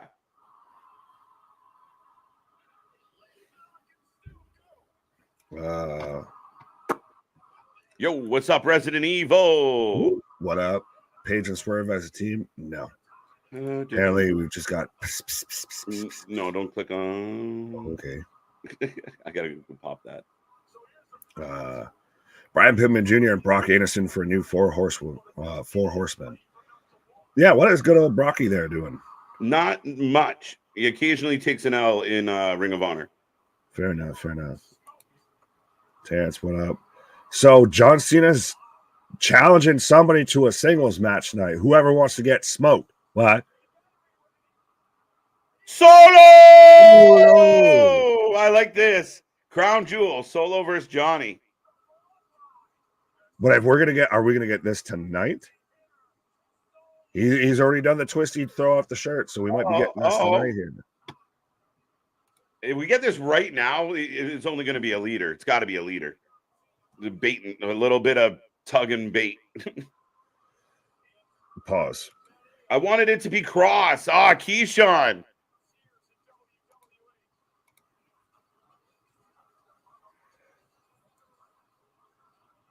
It would. You'd be taking that whole story in an entirely different direction. I know we've had the little teases on social media and everything like that. So where it's just been Cross viewing from like gorilla position as so-and-so walks out. It's been Cena, it's been Roman. Here we go. Cena with the Fist of Fury is out. Here comes Jay looking like fucking Michael Jackson in the fucking Thriller music video. What do you think about, like, who let the dogs out? Jimmy Uso, as of the last few weeks here. He's got to prove himself. We got Jay. We got Jay. Yeah. Yo, Crown Jewel. Yeah, ain't no hiding that. Motherfucker, you could just tell by the eyes. No offense. Yeah, like, that was Jay. Why? Oh, wait. Oh, security. And security is like, what the fuck are you doing here? Where were you a minute ago, bro? Yeah, you know what? To be 100% honest, the mask and the hood is unnecessary, guys. We know who's wearing the skinny jeans. We know who's mad at Jimmy. Just have him run out without the But tell me. On. But I think somebody said it earlier in the chat. This match at brother versus brother match is going to be phenomenal. Now, do we get it at Crown Jewel, or could that be a nice little hitch for Survivor Series? What? Yeah, no, that's what Jimmy was doing. Jimmy's giving a timeout. Oh, timeout, bro. Hey! Oh, Solo goes for the spike. Attitude adjustment, aka the FU. It was better when it was the FU. Yeah. So my time is now. Dude, if this is all building towards Crown Jewel, if you get John Cena solo at Crown Jewel, Jay versus Jimmy Crown Jewel, LA Roman Crown Jewel. Or do we get a tag team match player? Holla, holla, holla. I'd rather not have the tag team match. Give me 2 singles. I'm greedy.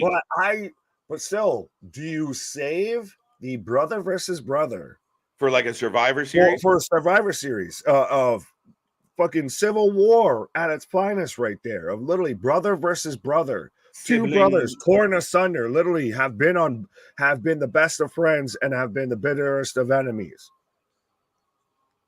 You can sit there and do the whole thing like they did with like the Roman matches and everything, to where you go through and you pull up old family photos and you have Rikishi sit there and talk about it and this, that, and the third. Mm-hmm. Build that up. Yeah, no, I like it. I mean, again, and we're talking about it, and we will talk later and maybe this weekend about Chris Jericho. And he's, you can only book stars so long. Wait, Jericho, aren't you one of those upper echelon stars? Oh, no, you wanted to go head to head against Lola Vice. My bad, not John Cena. For you. Well, she might twerk and knock him out. So, I mean, that might not be a bad idea there if you listen to Ringside News. Yeah, no, absolutely. But, I mean, dude, again, you look at heading into Crown Jewel, heading into Survivor Series, then kind of clicking into WrestleMania mode, because there's not much after Survivor Series. Look. Sorry, they're just showing the spectacle of Logan Paul's fight with Dylan Dennis, and like I said, it's more pro goddamn wrestling than pro wrestling is at this point. And you hit the nail on the head. I'm so glad. It was just like Allie and then oop. Oh, well, I know what the outcome is going to be, so I've already got the promo lined up right afterwards. And here's a Logan rolling up. Rolling. That I am an asshole. What's the whole paper thing? Like, you were supposed to hide that we didn't know it was you? No one else looks like that big of a douchebag in one human body. If you open the dictionary and look at the term douchebag, it's just Logan Paul's picture, or it just says see Paul Brothers. And if you go to Paul Brothers, it says see douchebag. Right. Now, we got about 70, 80 people hanging around with us. Folks in the chat, let us know yes or no about the idea of Logan Paul being the U.S. champion. Well, no, it's so weird because right before we went live, I saw somebody online talking about showing up a old picture of Logan with the IC belt on his shoulder, like how everybody was a kid, and you, even if it's just a paper championship and you draw some shit on it, that's your championship. And they used it as the championship he always wanted as a kid, and then realizing who actually has it, and then it's Gunther. Yeah. Could you see Logan versus Gunther? Rocky versus Ivan Drago there. Listen, if Logan If I chop. Yeah, if Logan took on Gunther, dude, no matter how the match ended, everybody would have to have, like, if he pulled it off, you'd have to respect the guy as a wrestler. You might not like the man as a human, but as a wrestler and what he contributes to the company, if he could withstand a beating from Gunther, I'm okay with it. To quote Tony Khan's favorite commentator, another famous Tony, that'll my put favorite butts in tater. seats. Yeah.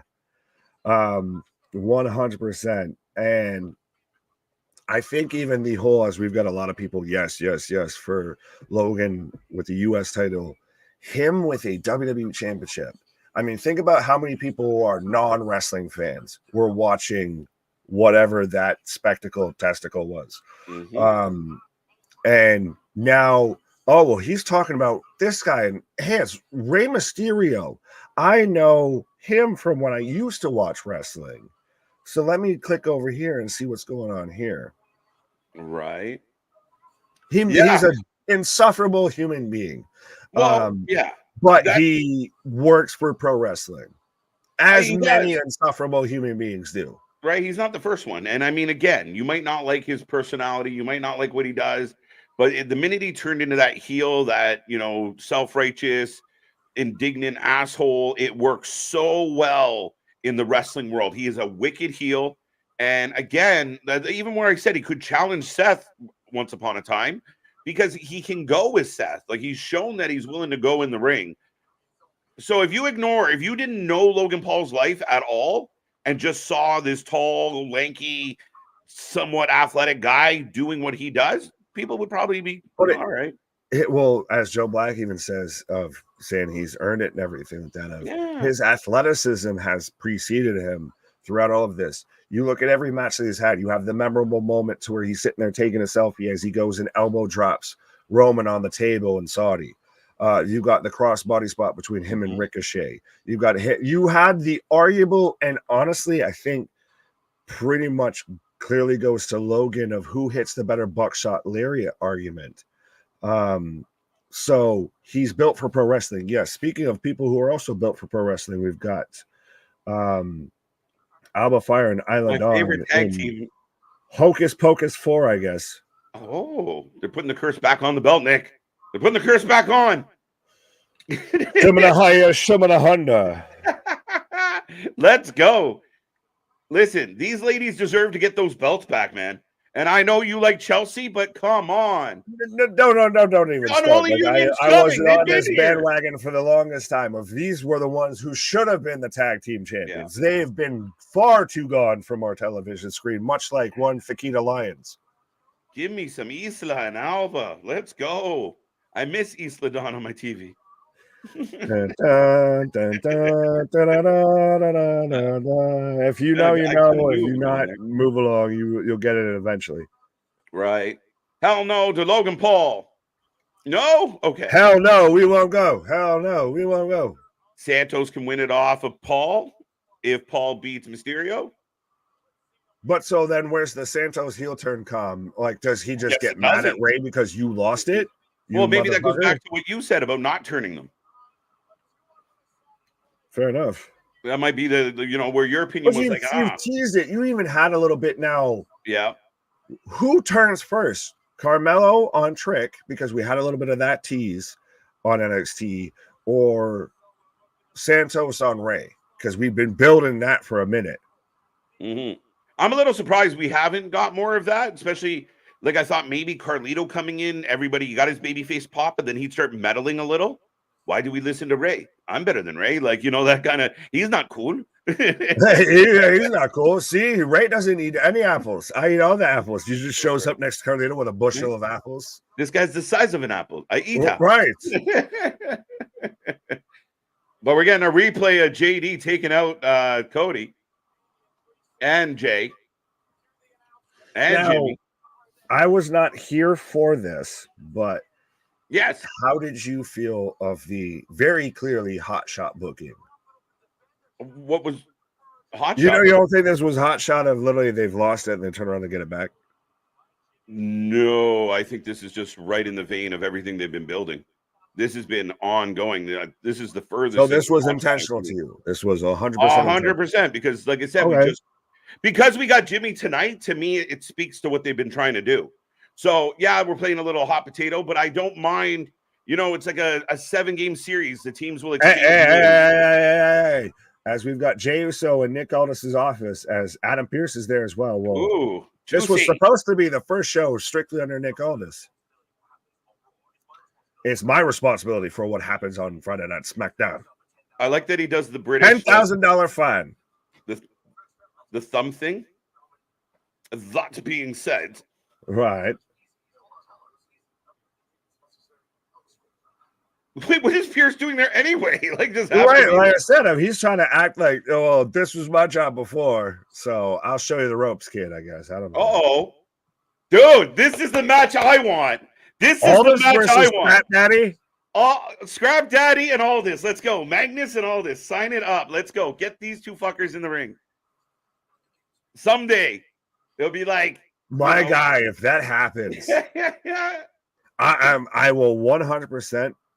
At least right now, I would 100% put my money on Aldis. I think obviously why, but I was almost there. Honestly, I was almost there when we were teasing Scrap Daddy versus Roman. I was like, just let him get in the ring. I don't care if he just eats 3 spears and loses. Just let him get in the ring. Yeah. No, listen, at some point, like, there'll be, a rivalry between Raw and SmackDown, and, the managers are going to have a match to figure out who gets the advantage. I'm in. Yeah, but what if you did it instead of, so Nick Aldis brings in Mickey, who can still go, and hey, who used to also be a GM with Adam Pearce, who's been on the sideline for a little bit and everything. So maybe we get Mickey versus Sonya. I think we were going to say Mickey versus Trish all over again. No. Vince ain't here no more. Mickey comes in as like the secondary, could work. The co-GMs, and then they've just got it. They're the avatars that decide it. The boos begin. Who gets booed more? Well, I think Logan gets booed more than Dom, but I think Dom's are just louder. I asked a question and then answered it within my own head. I still think Dom's got more heat than just about anybody, but he's right up there. He said scumbag. So he said his name? I thought he was. Is he calling out MJF? Oh my God! Dirt sheets, get on it. Yeah, right. Yeah.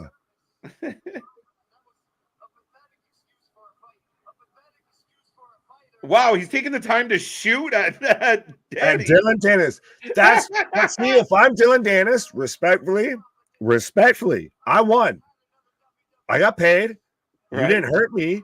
I already wasn't doing shit. I got paid, and I live now rent-free in your head. I understand, and especially if it's as on, it's far from on the up and up like we all know it is. Yeah. So 100%. I got paid. I can sit there and still act like a little fucking troll. And I know I now live rent-free in your head. You just mentioned me in front of how many people that are watching Friday Night SmackDown right now that have never heard of me before. Yeah, that's a valid. That's a good show, Nick. Logan is not U.S. champion material. That's an odd one for me. 100%. He is the fucking Homelander to Cody Rhodes as Captain America. He's the one that should be out there rock flag and eagle with all the fucking. He's going to come out to the ring like goddamn Apollo Creed the next time he goes to fucking box if he's U.S. champion as well. Mm-hmm. Well, that's what this is what I thought with Logan. I mean, the idea that he would be bringing that belt everywhere with him. Yeah, it is a bit of a deal with the devil, but 100% it's exposure. It's you're getting your product, your name, something attached to you in front of an audience that would have no idea about you beyond that. Right. Why did Brock Lesnar win against Undertaker in 2002 Hell in a Cell? I do not understand whether Brock was strong or weak. Well, Brock is probably the what? I thought you were just going to run with it. The alpha male of our species. We're going to go with this. So, well, yeah, we know 100%. Brock Lesnar is the alpha male of our species. He is the 100%. If the aliens touch down today, and they said, send out your champion, he's the one that you would send out. Brock Lesnar is a man out of time. He is a man that if he was in the Vikings, if he was in ancient England and everything like that, he would be heralded as a fucking warrior upon warriors. There, was that good enough, or should I go more into the Paul Heyman of, glory, Brock Lesnar? Yeah, right. Now here's the thing, folks. If you put your personal, we're getting a what, and he's playing to it as a heel, he's playing to it, Nick. He gets it. Like even with the facials and taking he's his a kid of our generation that gets you almost anticipate it because you heard it so much growing up. That's why it's caught on with us and everything, is you're so used to it. That's part of your nostalgia when it comes to pro wrestling. Now, here's the thing. Like, if people just watch that promo, Logan Paul's a better promo than a lot of professional wrestlers. Yeah, I'll give you that. That was a good promo. Quit to the point. But that's the thing. I think this man's athleticism, he's cut out 100% to be a pro wrestler. He's the guy to me that I know he's a cameo, he's a celebrity appearance, what have you. But if he wanted to do this full time, have at it. Go ahead. 100%. You can do it. Right. Logan Paul versus Rey is going to be a lame match. And no, Logan should never win a title. Ooh, it's funny. Salty spittoon over there. I don't know, Mark. I'm torn, but I understand the premise behind this, and I got to give the double his due. Maybe because I'm not in my 20s and following Logan Paul on social media, and I don't really give a fuck what he does. I'm just watching this. Maybe that's what saves me from being like, fuck him. Fair enough. But everyone's out here wearing just all the black right now. So Ray saying, hey, so he gets it. He said Logan reminds him a lot of his son Dominic. You need a spanking. Pause. What is Ray wearing though for this fucking mask? He looks like he's halfway Gladiator, halfway Batman. Yeah. You got a big mouth, just like Dom. This is a valid point by C Money. If he was less of a part-timer, more of a full-timer, maybe that's part of the problem. I can go with that. Hey, that's kind of like what I've been saying for the good bit now. Like, he could do this. You don't fuck around with the boxing anymore, Logan. We all know it's fixed. Yeah, it's too obvious that it's fixed. You're good at this shit. Let Jake actually, who can kind of maybe sort of halfway box, just go with that, because I don't think he could do the WWE shit. People are gonna be mad when Jake shows up in this company. Logan can be tag team match player. Holla.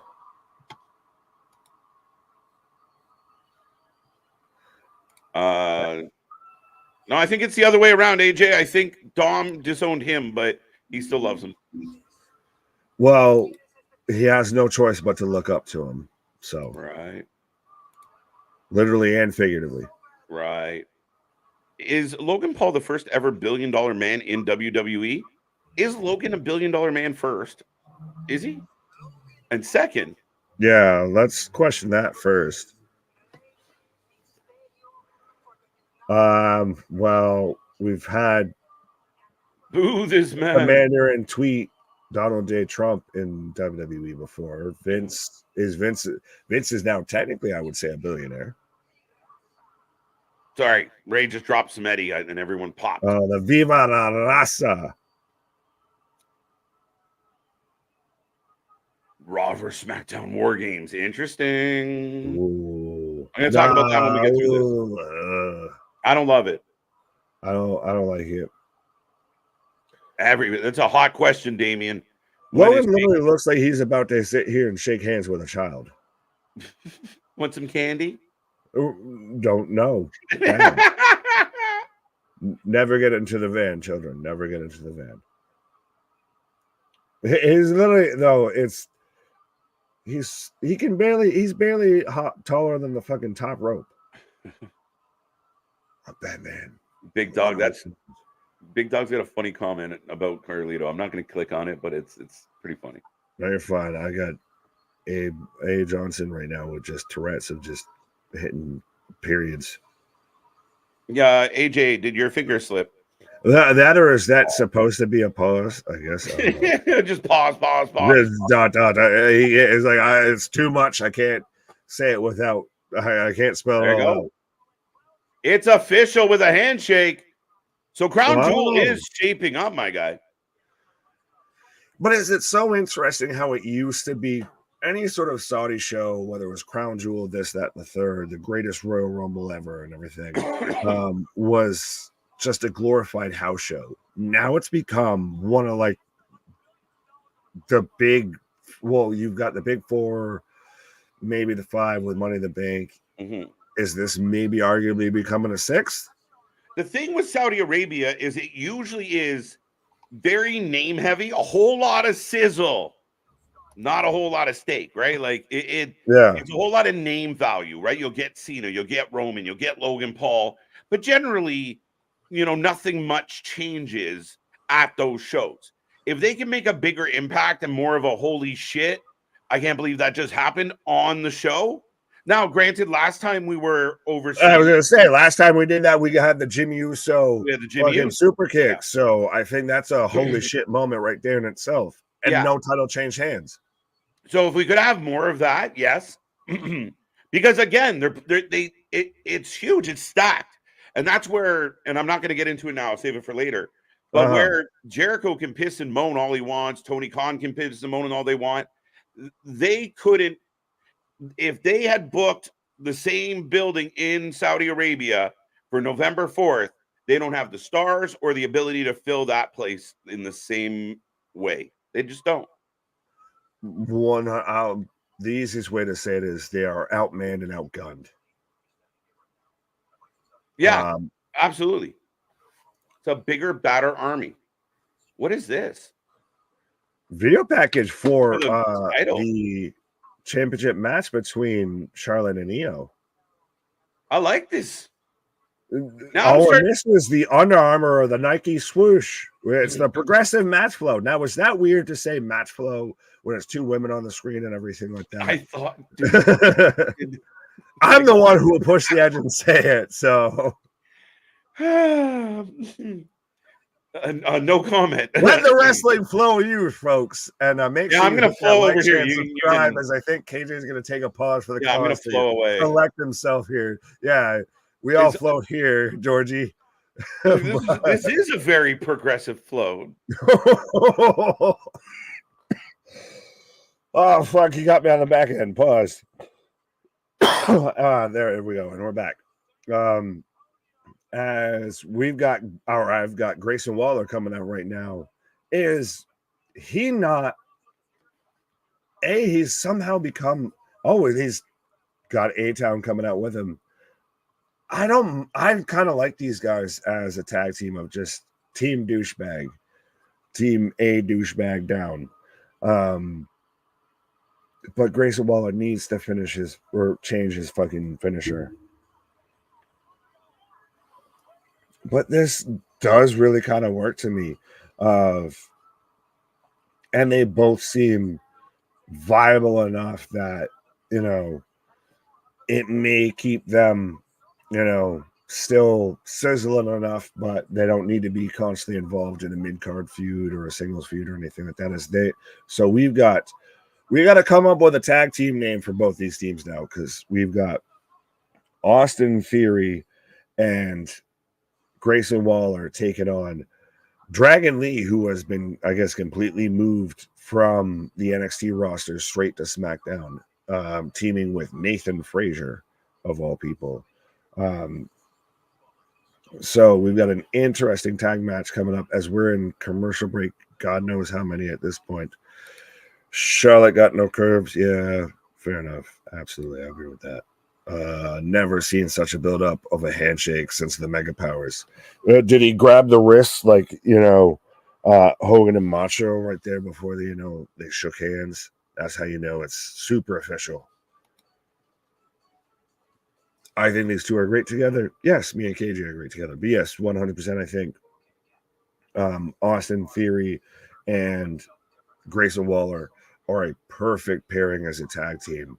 Like I said, it's enough that it keeps them doing something, but not enough that you're like, well, they're misusing them because they're not going after this or they're not going after that, or they're a logjam on one end. Dave, what up? Carrion, I love you. You, the man. I was in front row. Okay, Dave. Good on you, my guy. On my end, that just comes up as face fuchsia tongue out, face fuchsia tongue out. So you can have that. Logan Paul works because everyone wants to see him get his ass whooped. Absolutely. And now the only weird question is how many times does he get his ass whooped before you get sick of seeing him get his ass whooped? And that's, I guess, maybe if you use that to maybe after about a decade or so, you could try and turn a babyface. Put them with Logan and call them Douche Town. Yeah, I'll give you that. Damn, big dog. What did he say? Big Nick, do you think Logan wins the title? I can see it. I can see it happening. I could see it very much happening. Like I said, even if he sits there and turns around and has some other bullshit fucking boxing match or whatever, he'll sit there and come out dressed like goddamn Apollo Creed and everything, especially with the U.S. title around him. And they'll mention that on his entrance and everything. Like, he's the fucking world heavyweight champion of the world. So I almost think they're better off if he wins it.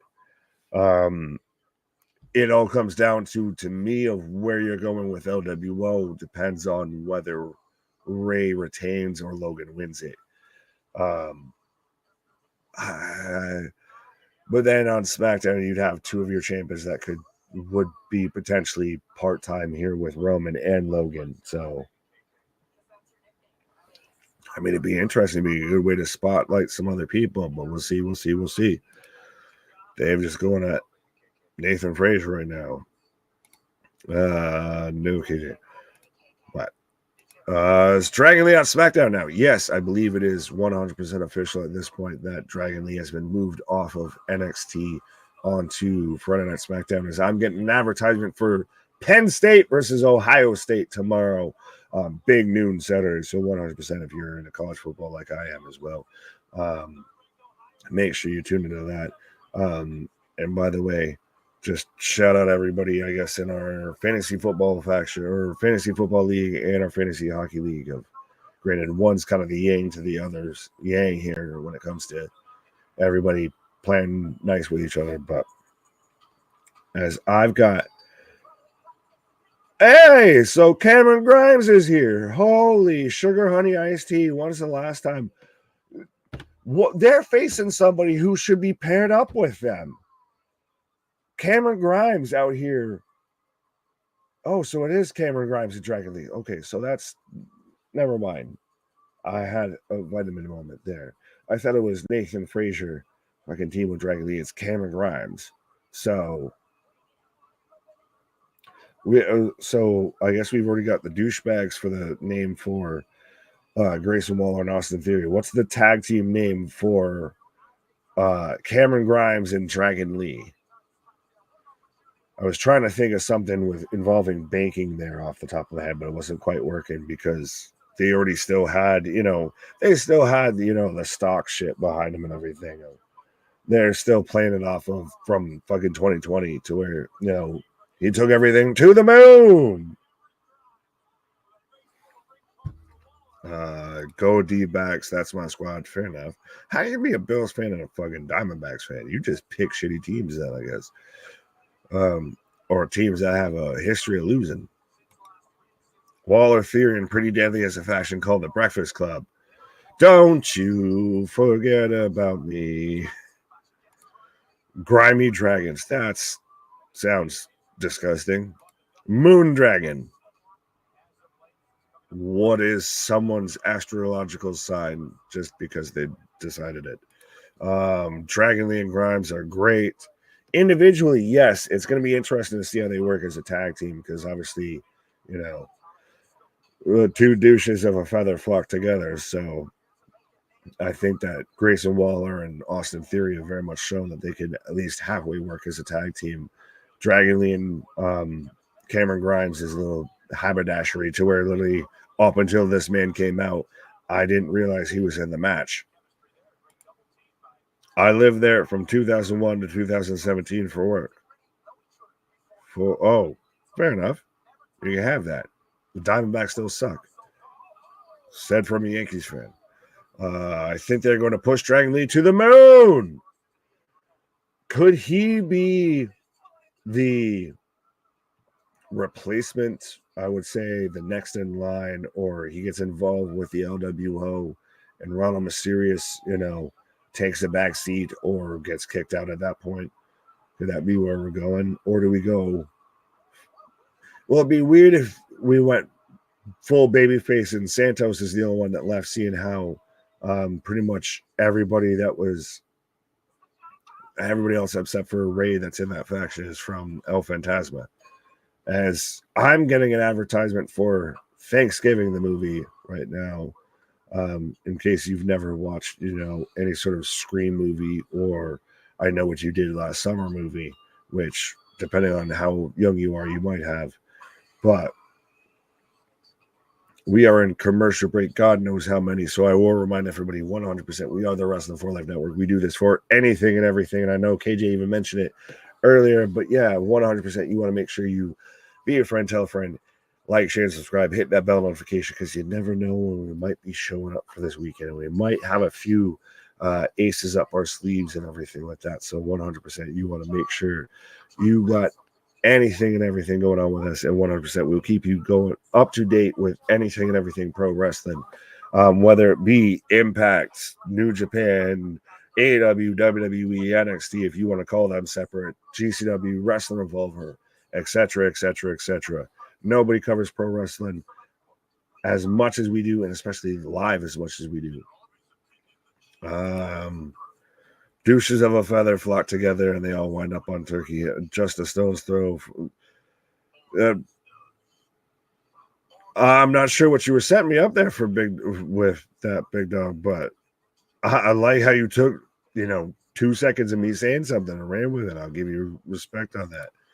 It's dead ass quiet. I'm here right now. Well, Trey, prove it, my guy. Like I said, we got the Instagrams, we got the Twitters, we got the socials, we got the TikToks, we got anything and everything. And Christ, I think we're even starting to get the threads and everything. We're weaving the fabric of pro wrestling here. We got the threads now. But absolutely. So let us know, my guy, if you're actually there. Be like Sign Guy Wrestling there around WrestleMania last year, to where we even had, our own sign there out in the crowd. So absolutely be a friend, tell everybody that you know, whether they're into pro wrestling, whether they're not. Christ, we've got Clay who just shows up here and tells us everything he's watching besides wrestling, but he's still watching us. So absolutely. As I'm getting an advertisement for more college football, because of course America and we love football, and I'm the only one that's having a little bit more enjoyment watching the college football season this year so far than the NFL season, but that might just be me. As we're back from commercial break, as tagging the theory, Grimes is your number 2, Dave. Why didn't you flush me? Oh, okay. Got a preview for a horror movie called Thanksgiving. Yes, I saw that as well. Great promo from John Cena. I'm down for John Cena versus Solo. Logan versus Rey Mysterio. I've called him Ronald Mysterio so much I screw up his name trying to call him it regularly. That's nothing. Here in Kentucky, there's people driving cars with Texas plates on them. Bro. Relevancy, sir. If we're in court, I guess I'll ask relevancy.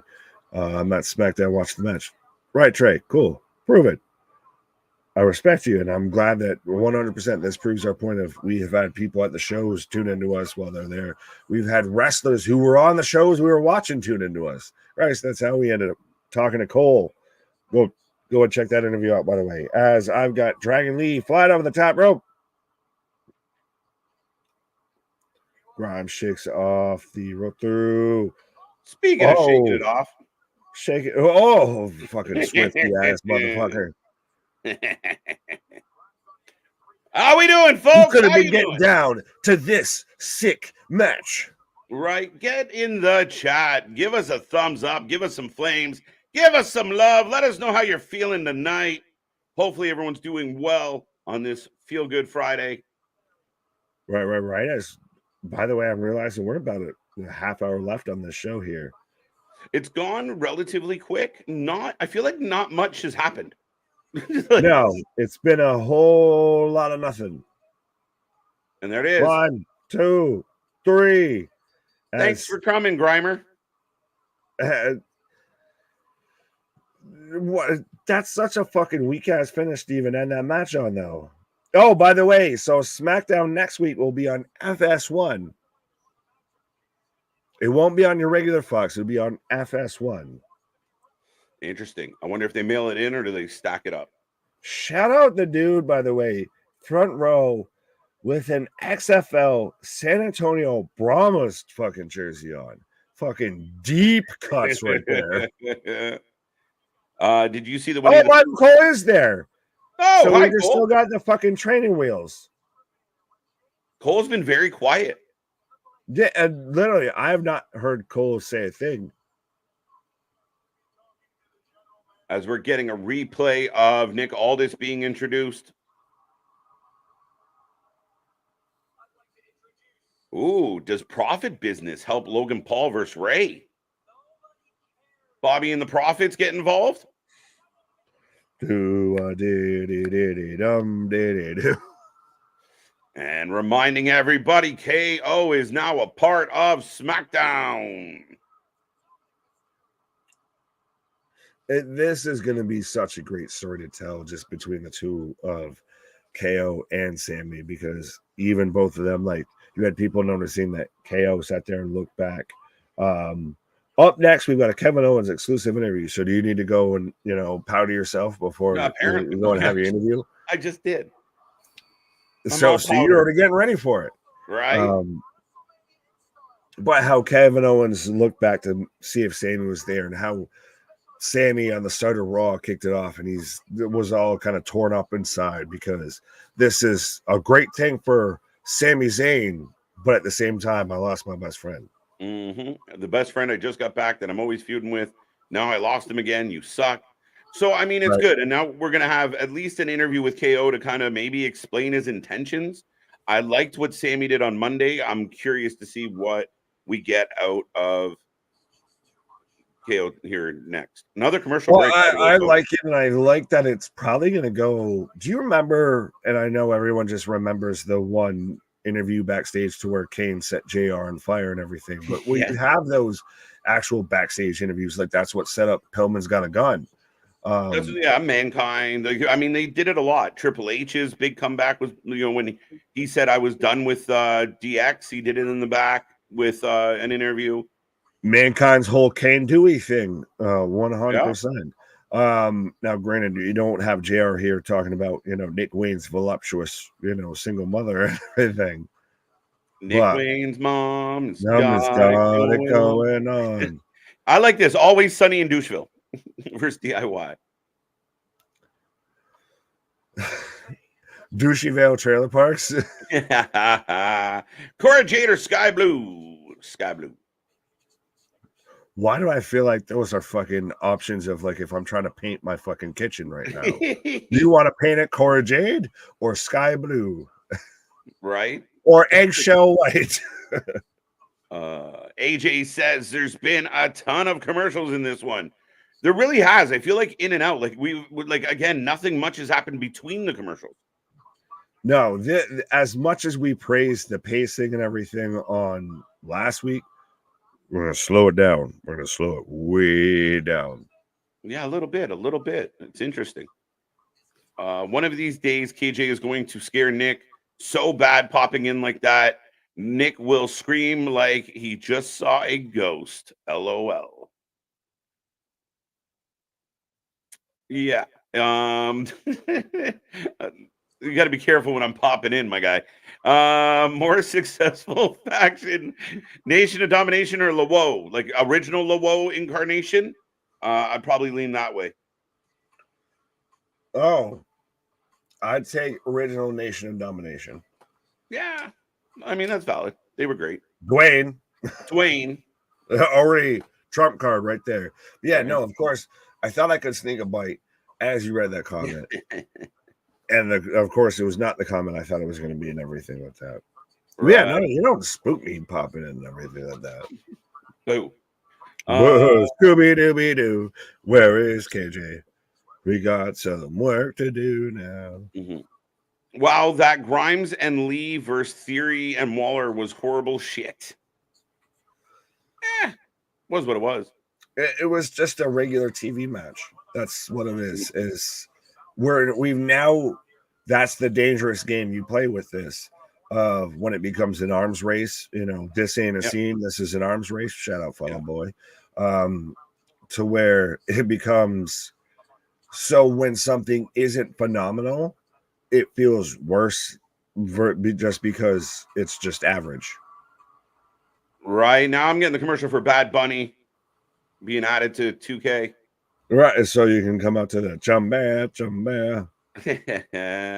I still say Backlash was the best Bad Bunny concert I've ever seen. Not wrong. It's much like everybody watching the Taylor Swift concerts in theaters right now. I just watched mine on Peacock with Bad Bunny. Oh, it was like you watched Taylor Swift on Peacock? Yes, because we are never, ever, ever. Wow. No, see, the one thing I will say about this, guys, is I feel like they're building Theory and Waller up as a viable tag team, which is good for Theory, good for Waller. They are a douchebag team that works very well. At least they're trying to build up some tag team wrestling. So, by the way, shout out randomly. Bad Bunny had the most streamed album in a single day, according to Spotify. Is that true? Wow. That's what they're pulling up right now. It had 95 million streams, I guess. So let's see if we can at least get 9 million. Is he? He's all right. Yeah. Willard says, I predict Charlotte winning again. A lot of people feel like Charlotte could take the dub. But that's because that's Charlotte Flair, who is Charlotte Flair. The Flair effect. But here's KO with Kathy Kelly. Looking thicker than a Snickers right now. Here's a question, Nick. Could we get more trades, more interaction, like more transactions like this? That depends on if the GMs in the league are douchebags or not. I was like, well, I thought you were going to go like, it depends if the draft matters.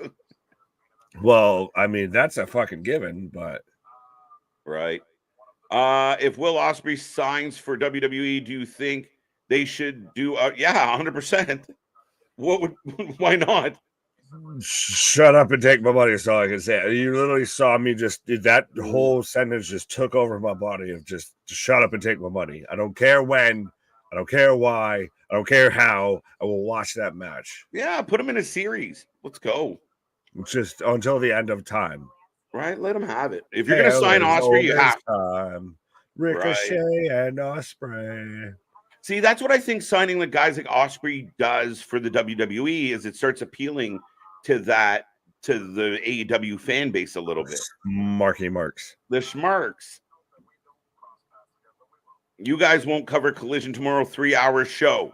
Is it not a 2-hour Collision and a 1-hour Battle of the Belts? Yeah, I know. So Luna and Anthony are going to be here covering Bound for Glory. So calm your tits, my guy. But who won? The Theory and which match? Yeah, I'm assuming they meant the last match, but Theory did take the W. Yes, with Waller. Mm-hmm.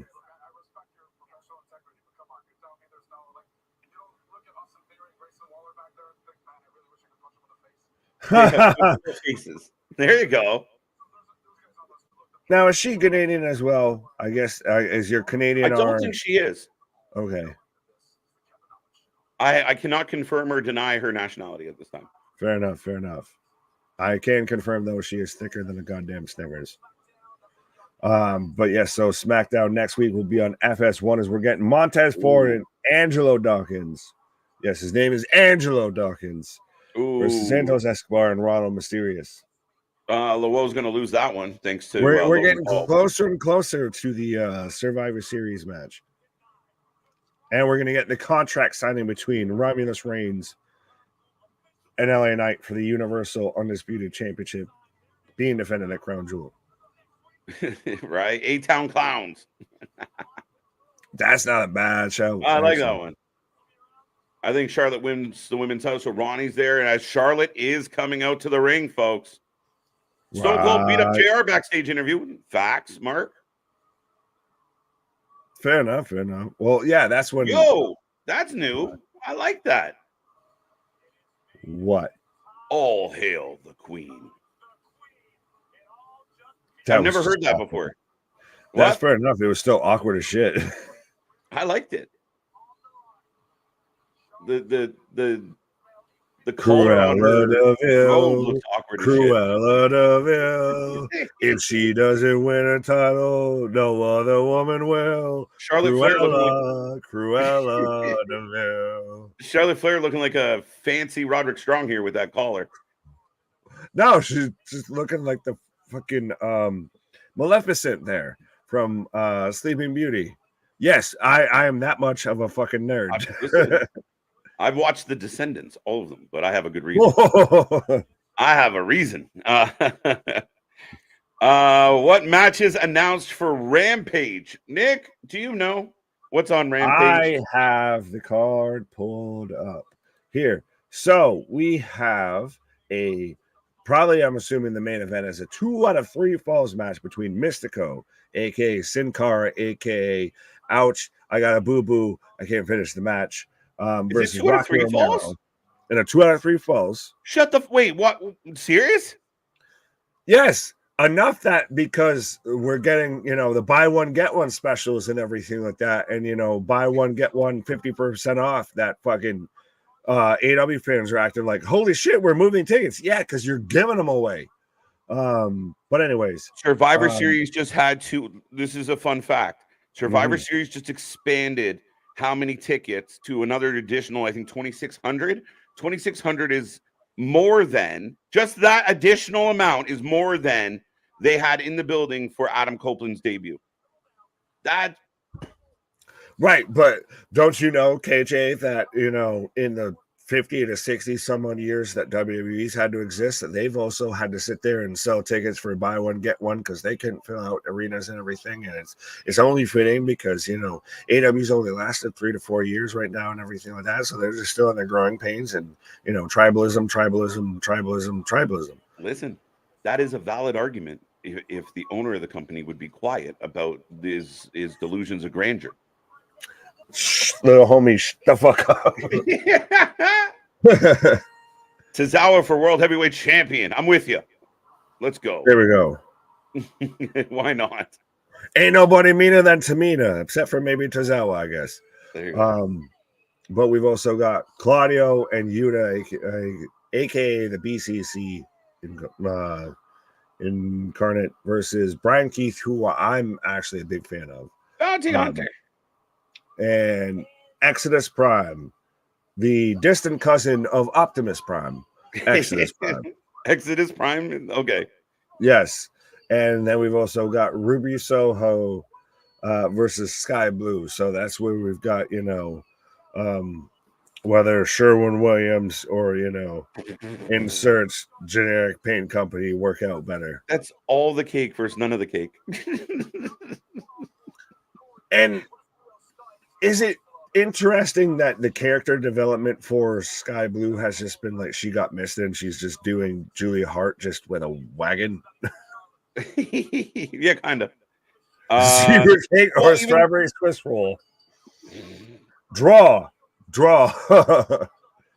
Yeah, I'm gonna lean towards zebra, but we'll go from there. Deanna, Leo. There you go. What did Deanna say? I think Charlotte Flair Um, for the champion. So a lot of people picking Flair. I'm picking EO. Who you picking as we head back into a commercial break, Nick? EO by way of the EST interference. Oh, you think EST is going to? I think if At this point, we're ending the show with this. We've already had Jay show up.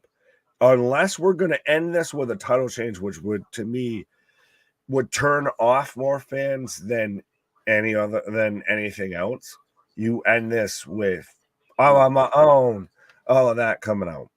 Okay, now my assumption is if she showed up, she'd help Flair. Heel turn. Heel turn. Oh, she doesn't have to be involved with damage control. I think it could even be one of those of Bayley looks like she's about to fuck it up. Like she's the kid that pulled the fucking pan out of the oven with no oven mitts on and just about to just drop that shit everywhere. And then Bianca comes out and, well, if I can't have it, you sure as shit can't have it. Yeah, that works. That's not a bad argument. I'm sick of your shit. You always win. Say all the right. things. Yeah. She's the voice of the fucking fans. Yeah. You always win shit. Yeah, it works. And she's out there with Bobby and the Prophets. And then, hey, guess what? When they're feuding with Lowo, you could have a intergender we don't get that very Survivor often. Series match. Well, we thought we were going to get it with the War Games with Rhea being involved. And that goes to how much I didn't think that. I've heard it. I've said it. And I think it goes to show how much she's a viable threat. She's one of the top pro wrestlers doing it, not one of the top male, not one of the top female, one of the top pro wrestlers doing it right now. Serious question. What has happened more often to its own default? Charlotte Flair's title runs or seasons of The Masked Singer? Way too many. Way too fucking many. See, but I'm torn because I initially liked Charlotte with the championship. I've never liked the Masked Singer. I've never been into those like reality shows. I'm more out there to watch like, your Kevin Young of She Bangs, and everything like that. Than to sit there and I'm so invested. I hope he wins. I don't give a shit. I want to watch people fail. But also, by the way, last match, because we've got a super stat card on Rampage. We have a 3-way shot at Orange Cassidy International Championship at Battle of the Belts. So the same night as Collision, just afterwards, between Johnny Hungy, Johnny Silver, Kip Sabian, and Brother Zay. I don't want to see any one of those three fight Orange Cassidy. I have no desire to see any one of those three fight Orange Cassidy. I agree. The main event is a buzzkill. How come, Matt? I like this main event. I'm happy with this. Maybe he was talking about the main event that I just named off, because if that's the main event, that's a fucking buzzkill.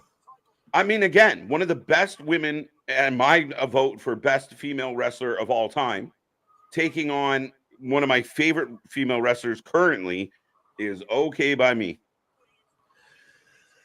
But it feels a little bit like, though, when you had the segment, does it arguably feel like that of when you had the segment of like Taker and Braun? How this is going to play out because you have legend versus up and comer. No, I don't think so. Based on especially based on the chat, like there's so many mixed feelings of a lot of people think Charlotte's going to win this. A handful of people, are picking EO like because it's so bad. Like I don't think this is a foregone conclusion at all. Fair enough. But so Bayley pulling Charlotte off the apron. Oh, where do you go with EO past this crossbody through the middle rope? Tope con EO. Losers on the internet are already saying Logan Paul buried LA Knight because he said he wasn't even there when winning against Rey Mysterio. The fuck? You lost me once you said losers on the internet because I'm not part of that tribe. So you can have that. That ain't even what I'm mad at. I don't let bullshit rent space in my mind. Yeah, what do you mean though? Like I don't even understand the idea. Like who gives a fuck what Logan Paul Welcome says? to Twitter. I feel like that's the entry line in a Twitter there of like, I don't even understand the idea. Like, I'm like buried. You mean I can just say anything to anyone at any time? I just have a giant echo chamber to just yell bullshit? Yeah. Yeah. And the heel's supposed to say douchey shit about the baby faces. Right. What's he supposed to say? Well, LA Knight's great. You guys should all love him.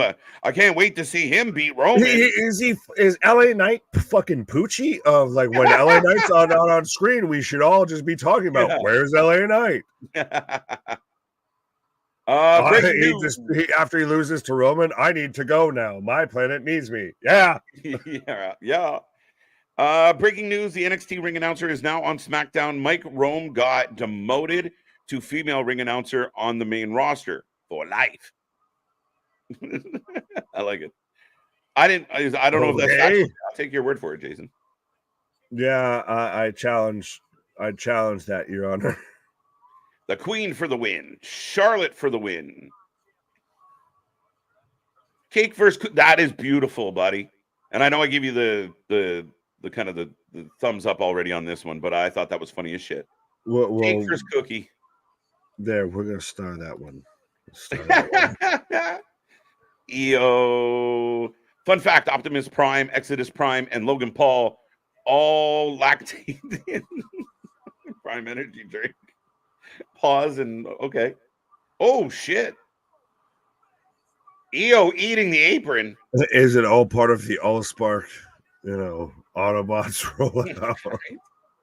Back into commercial break. Oh my god. Show me the Carfax.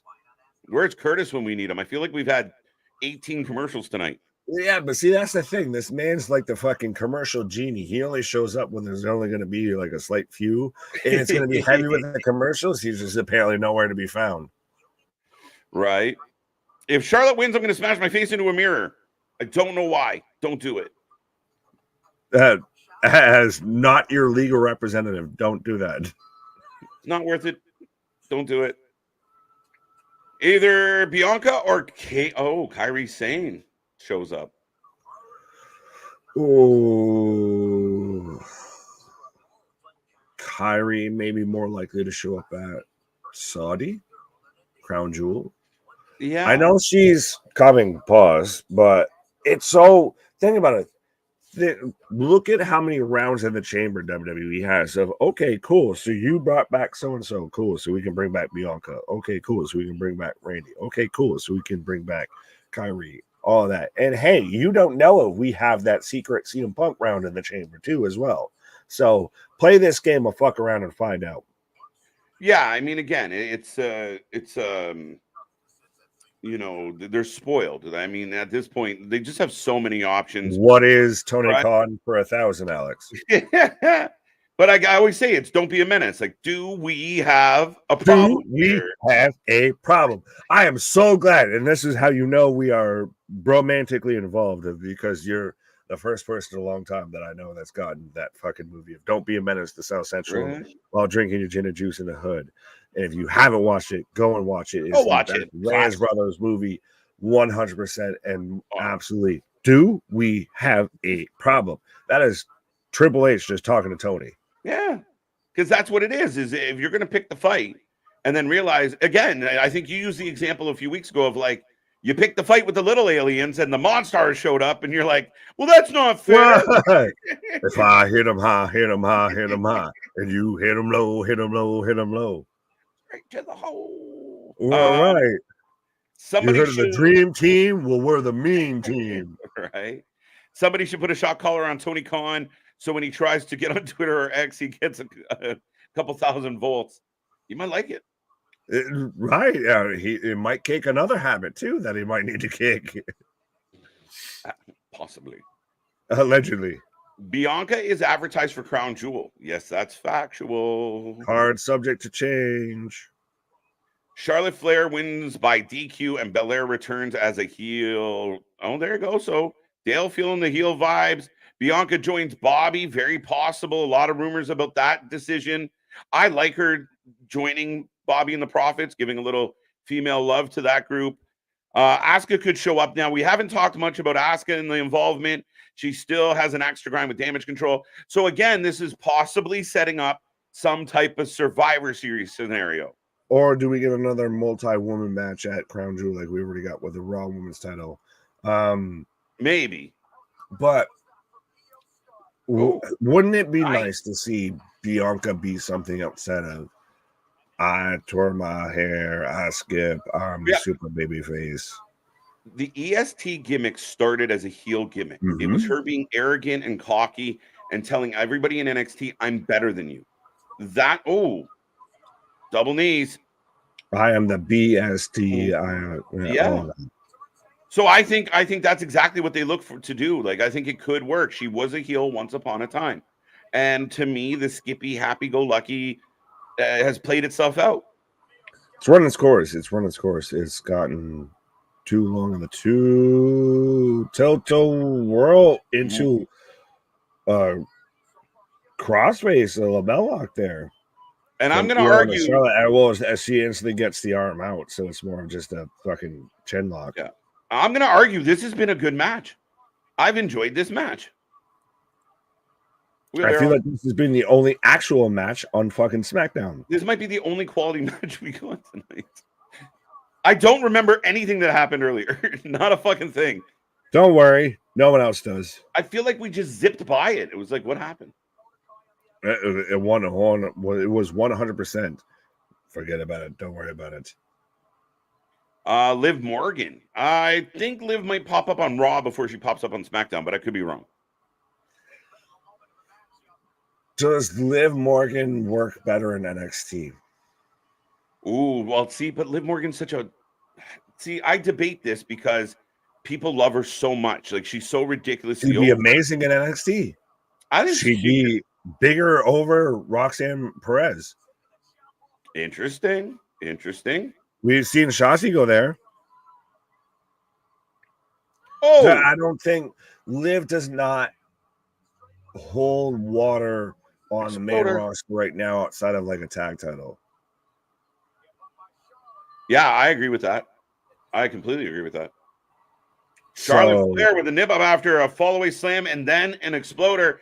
Looking good. And I think, like, just watching that little sequence there, it's like the little things that people forget about Charlotte. They're all, well, it's just because of her dad. No, it's because she's an athlete, guys. Just caught this woman in the air. Yeah, she's the Michael Jordan to Tiffany Stratton as the LeBron James of that. And, you know, we can talk about that debate as to who's better and all that. But I think we're watching, you know, the future version on NXT coming up. Super Samoan Trump. And she's not even Samoan for a 2 count. And this is the most energized I've heard the crowd. And she even pops up like, what the fuck? They literally had to, like, censor it. Right. The only thing that kind of blew this up, Smile Mark, is when Chris Jericho was on it. The minute that man opened his mouth, it was 100% him in the costume. 100%. Because he just started going, Judas in my mind. You're like, what are you screaming about?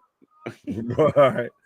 I've never gotten into that shit. Just me personally. I thought season 1 was fun. T-Pain won it. I mean, blame it on the alcohol, but we're good. That's because no one knows his voice outside of autotune. That's all he had to do was not use autotune, and no one would have known who the fuck he was. Oh, we got it. The walls. The walls of mediocrity. Oh. You're going to call that a Boston Crab? Meanwhile, that fucking tanner than a fucking California raisin ass motherfucker calls that a goddamn, you know, walls of Jericho. Like, he'd be lucky to hit that. He hits an actual Boston Crab and calls it the walls. That was the walls. That's where you used to see that, to where you get the needle of the knee in the back there and everything. Of just that extra little, you know that's going to fuck with you a little bit. When he could actually be, you know, had, you know, flexibility and shit like that, instead of looking like the goddamn Canadian Tin Man. Right. With a spray tan out there wrestling. Moonsault, feet up. Wow. She put that woman in another dimension. Spear. High-ass spear. She speared her right in the fucking jaw. Oh, Bailey. hooks The the foot on crowd the is rope. going insane. Guys, I know a couple people in the chat weren't thrilled about this being the main event, but man, it's delivering and then some. You find me another company putting on a women's match at this level, and I'll show you impact. But other than that, it's a hard one. Yeah, but it's also a little bit because as Charlotte takes the elbow to Bailey here, but it's almost is it because Charlotte seems like such a predisposed, like she's gonna win, so any sort of comeuppance is the baby face fighting from under. Like, let's be honest, Charlotte is supposed to be the baby face in this match, and Io's supposed to be the heel, and Io's getting the baby face cheers. Oh no, I think Charlotte, like when she didn't get the pin there, the crowd was like I don't. I think. She hit the spear, but Io was holding the belt and she dumps it on the out. Come on, ref, do your job. 1, 2, 3, as Io retains, and I dig that of the distraction by Bailey. You know, not exactly the loaded shot because she didn't sit there and clatter with it. She just held it and said, "I know you're going to go for it." Right. Bailey selling the shit out of it as Charlotte went for a wagon toss. Dakota has done fuck and all. Someone asked when she's clear. I don't believe it's till like January, guys. It's so weird that Dakota and Tegan have both like just constantly. It's soul for a soul. One's on the shelf, right? You know what? I kind of feel like it speaks to their styles, right? Like especially like Team Kick, right? Well, you run a lot of the shiniest wizard, super knee offensive moves. It's much like Rollins of how this man would sell his knees constantly, but then hit the most knee-based. Here we go. Here we go. I'm on my own. No. Here we go. I literally didn't even realize that I just timed it perfectly. So Bianca coming out like, and she's not even twirling the hair. She ran. Prince Ali, fabulous. Let's go. Hey, Bianca. Just stomping a mud hole in damage control and walking it dry. Woo! Spine buster. Oh, now she spins the hair a little bit, but a babyface return. So I'm interested that she's coming back as a babyface. Temporary. Yeah. Yeah, now Jade should come out. There you go, Keyshawn. Let's go. Oh.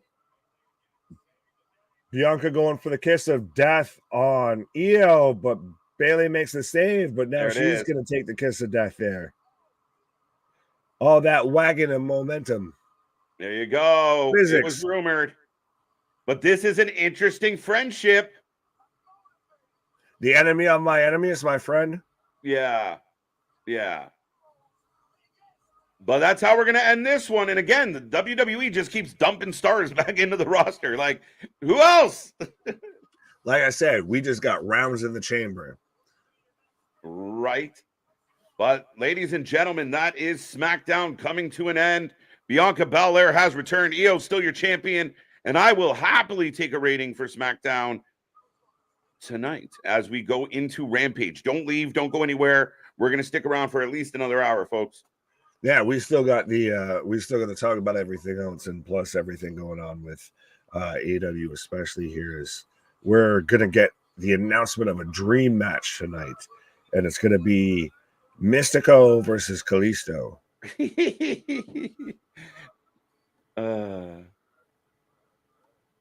As I'm, by the way, getting the end of The Accountant right now. You're getting the end of The Accountant, are you? Oh, I guess I'm doing it this way.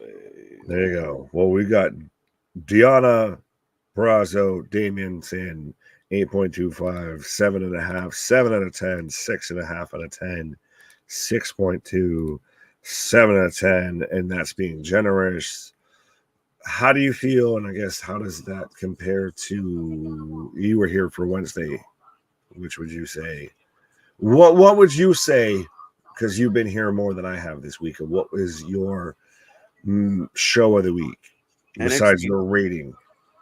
I think NXT was probably the show of the week, to be honest. I thought Raw was meh. AEW Dynamite sucked. But wait, they did better ratings. Yeah, well, we wonder why, right? No, it sucked. Because everyone that watches that show likes to eat fucking peanut butter and jelly sandwiches with the fucking crust off like a bunch of fucking children. Fair enough. Shit. No, I mean, and I'm happy to debate this with anybody. It was not a good Dynamite. And I talked to a lot of people that felt like it wasn't a good Dynamite. It was all over the place. The word of the night on Wednesday was scrambled eggs. That's what the whole fucking show felt like. But was the rating, because if we're going to get into this, and by the way, they asked for this fucking fight, that they managed to beat NXT out by about 100,000. Was that not the rallying of the troops of, well, we can't show that AEW truly is. What would you think, though, would draw that? Because that did more than Adam Copeland debuting on AEW. So that's the thing, is that's to me of why was that higher than everything else? I don't know. Granted, I don't this know. is apples to oranges a bit, but yeah. A little bit. And again, they moved back to the regular night. They did kind of the regular number. And what I think is fucking me up about this whole debate, Nick, is they're fixated on beating NXT. That is the third tier show of this company. Well, we beat them this week. You should beat them every fucking week. Tony Khan's just starting the fucking tower mode on Mortal Kombat 1, and he just can't get out of the entry level. So he's like, I got to beat this motherfucker before I can try and even take on goddamn Goro or any shit like that. So I got 100%. Like, that's where the Chris So Jericho we're kicking it off with what? With the 2 out of 3 falls matches. I've got Rocky Romero coming out here looking like literally anyone that's played any bit of time on Red Dead Redemption 2. This is probably what your fucking character looks somewhat close to. With the fucking American flag gear, the patch, and the 2 bandolejos. The paws? That's what it's called when you have straps of fucking bullets around you. I know my words. Well, we've got him taking on Mystico, aka Sin Cara, aka I broke my pinky. He's the like reverse Mike Tyson. Mike Tyson's up there. I broke my back. He's like, I broke my finger. It's spinal. Now, dude, am I wrong? Yes. Yeah, probably. Like, we instantly go into a 2 out of 3 falls match for Mystico. Like, is AEW fucking with, Mystico a big fucking deal? The fact that they're working with CMLL might be a bigger deal, as, by the way, he's got a fucking sticker on the back of his mask that says AEW. I think it's so weird that rather than they think that they can confidently build to this match or any sort of like any prominent match we heard ever advertised for Rampage, they kick off with it because they rely on the lead-in from people watching SmackDown and looking for wrestling. Valid. Because that's why their numbers start off high and they end up the drizzling shits at the end. Right. And I got Mystico and Rocky showing each other their belts. I've got Mystico. I'm going to keep calling him goddamn Sin Cara. Just stop in the corner. Lucha, lucha, lucha. 6 out of 10. I don't know if we got that. SmackDown wasn't much better than Dynamite. The thing with SmackDown, I will give it credit for, and I'm going to give it 0.5 more than Dynamite, is that as much as tonight felt like it lacked substance, I thought that main event was really fucking good. And the other stuff we did get is all building towards Crown Jewel and Survivor Series. That's it. There wasn't a lot of substance outside of that. Yeah. So what did you give it? 6.5. Okay, so I'm like right on that line with you. Of like, I almost want to give it a 6 just to be difficult because I'm like right there tiptoeing between it's like a 6 and a 6.5. Not a bad night of wrestling, but pales, I would say, in comparison to last week. It was definitely a drop off from last week, and I find it very interesting because I think for me, I wasn't bored for SmackDown. I just didn't care about a lot of what it was. We didn't talk about a lot of what was really going on SmackDown. We talked a lot about of pro wrestling. How many matches do we have? Do we have 4 matches? Maybe. Was it 4? Tag match, which was meh. What was I'm literally trying to fucking struggle to That's what I'm remember telling you, bro. we just had. But that's the thing, is that's why it was you could arguably, if someone wanted to give it more middle of the road of like a 5.5, I could make the case for it. It was not, and I think it gets held against the show that it was last week. Right. Yeah, I mean, that's the thing. Last week was a lot better. There was a lot more going on. And again, I think the one big knock that the AEW fans are correct about is, you know, a night like tonight, there wasn't a whole lot of good substance in the ring. Yeah, no. We had the low match. Well, the main event, the women's match, was by far and away the best in-ring match that we saw. No, that was a solid match. And I know people hate Charlotte Flair, but man, like, that was a wicked match. Can stretch them. As Rocky taps out, as that was interesting because he literally hooked his 2 shoulders behind him, dude, and still kind of hit like an ankle, like it was like a crossbow Mexican surfboard. Okay, 2 things that are happening in my life right now. Right now, I just got the tap out, by the way. So you're like 8 to 10 seconds ahead of me. Let me know when you got Mystico into the ring steps and you've got Rocky just. Okay. I paused it at the wrong time, and right now Rocky's just staring into my soul. Okay, Rocky throws Sin Cara into the stairs and looks at the camera. There you go. There we go. Yeah, this man is just staring a hole through my soul right now. Dude, who is this referee? Who is this beef chop of a referee? At least it's not Aubrey, you know, got to get my shit over Edwards. And I say nay. Well, speaking of saying nay, and I saw this and I wanted to click on it because I know this is going to be a trigger warning. JD from New York says Dynamite was the best ever. I'm sorry, I had to. This man knows what he did and apologized after the fact because you brought up a habitual liar. Start me up. Like, no, listen. And KJ keep running. Listen, I would happily go live and debate him publicly. Last night was Wednesday night was fucking he's a awful. Big phony. Big phony. It was awful. And I don't give a shit what anyone says. If WWE was putting out some of the skits and some of the segments that AEW is getting away with, JD from New York would be all the fuck over. This is stupid. It's lame. It's childish. Man. Right, Grandma? All right. No, right. It's all horseshit. And like I'll just say this: of him thinking that's the greatest show ever, and everything proves that he is a fucking mouth breather that still wants fucking peanut butter and jelly sandwiches that his fucking mom, or like you said, his grandmother still cuts the fucking crust off of. Right. 100%. Go and touch grass, my guy. But this is the fucking problem with guys like JD and shit, is they should be honest about what they're watching. Dude, you could love AEW. You could be honesty is a fucking foregone thing in fucking the world, let alone pro wrestling. Let's be honest with that.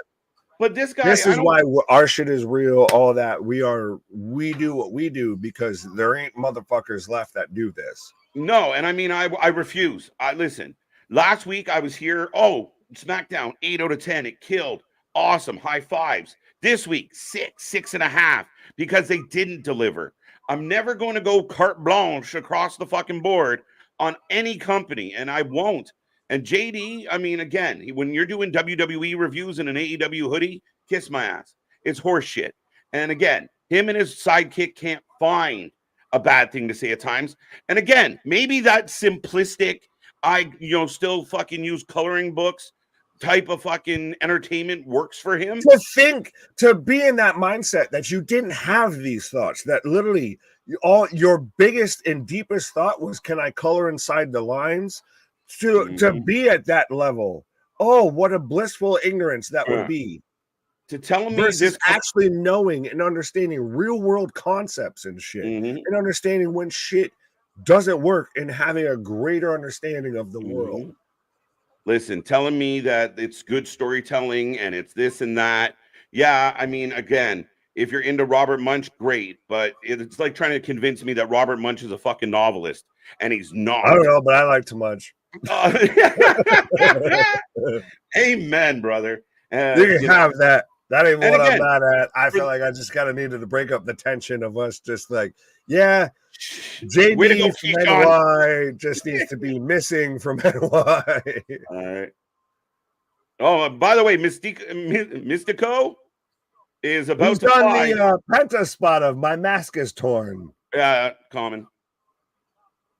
Rocky not having any of it, but yeah, we're still going.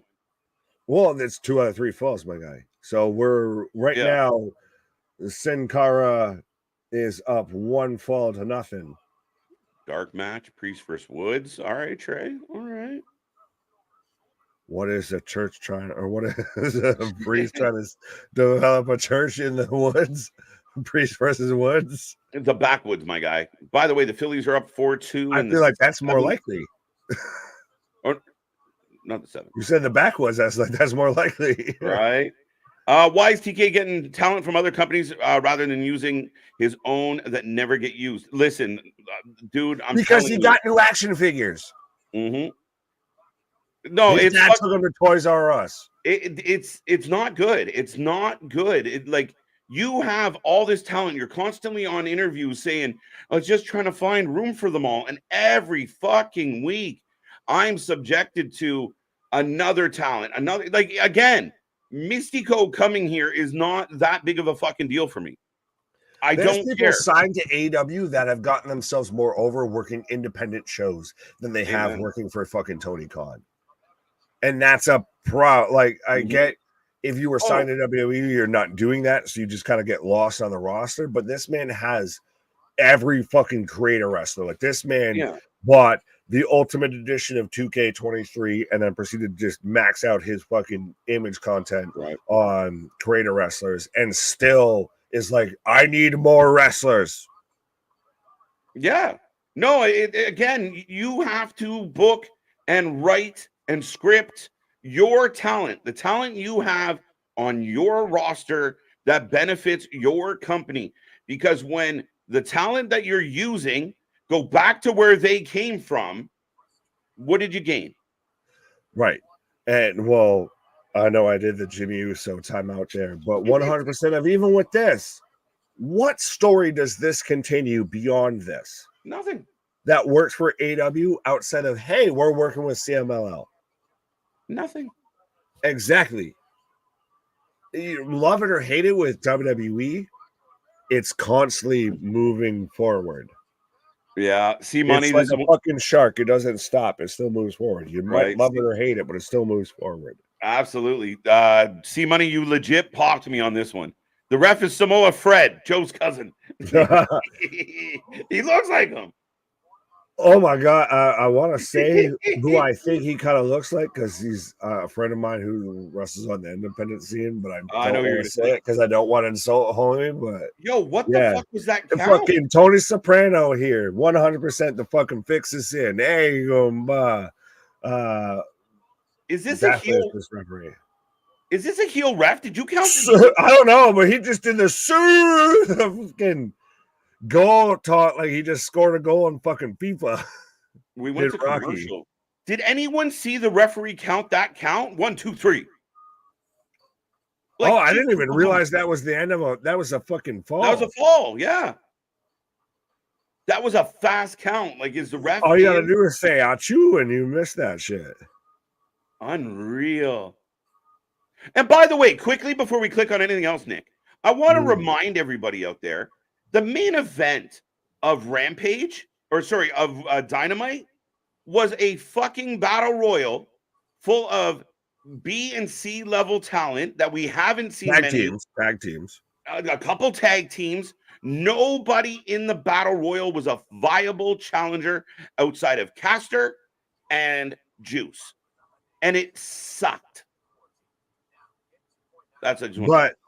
But is it viable that anyone would take the diamond ring off MJF? Yeah, I think if I was writing it, Juice would. You want to dance with the devil in the pale moonlight? Yeah, I want to, I want it. I want change. I want, MJF winning it again doesn't make sense to me. Him winning it. How much of a babyface are you pushing that man then? He's lost everything. He's lost his friend. He's lost his diamond ring. He's lost his belt. Mm-hmm. This man's going to come out and start showing up disheveled and everything. Mm-hmm. If you're going to do that, he has to start coming out like that. If he's going to be babyface, he starts coming out disheveled. Just lost. He's all thrown up. He's lost everything. A lot of people can't take it anymore, and maybe that's what snaps him into being a heel. Maybe. No, a lot of people have complained about Jay White's booking in this situation, and it hasn't really got over with a lot of people.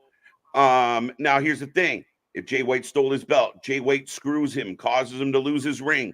Again, maybe it looks bleak for the champion going into Full Gear. Would this feud be different if Jay White wasn't on the microphone as much as he was? If Jay White wasn't cutting promos after matches and promos, yes. I think it'd be a bit more serious, regardless of the whole devil thing. Of even if it was Juice, that's just the fucking loudmouth and everything. Yep. And Jay, pipes in every now and then, or says one or two lines, and that's it. But when you've got 20 minutes of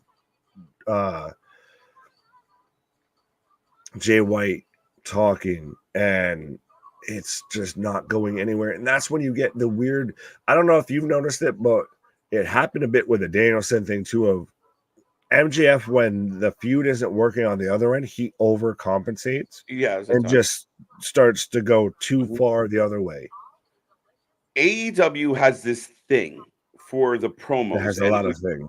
Yeah, we saw it with Jay White. We saw it with Soraya. We've seen it with others where they come out and instead of really cutting a topical promo of, who was the masked man? Who jumped me? MJF, you're dead. I know it's you.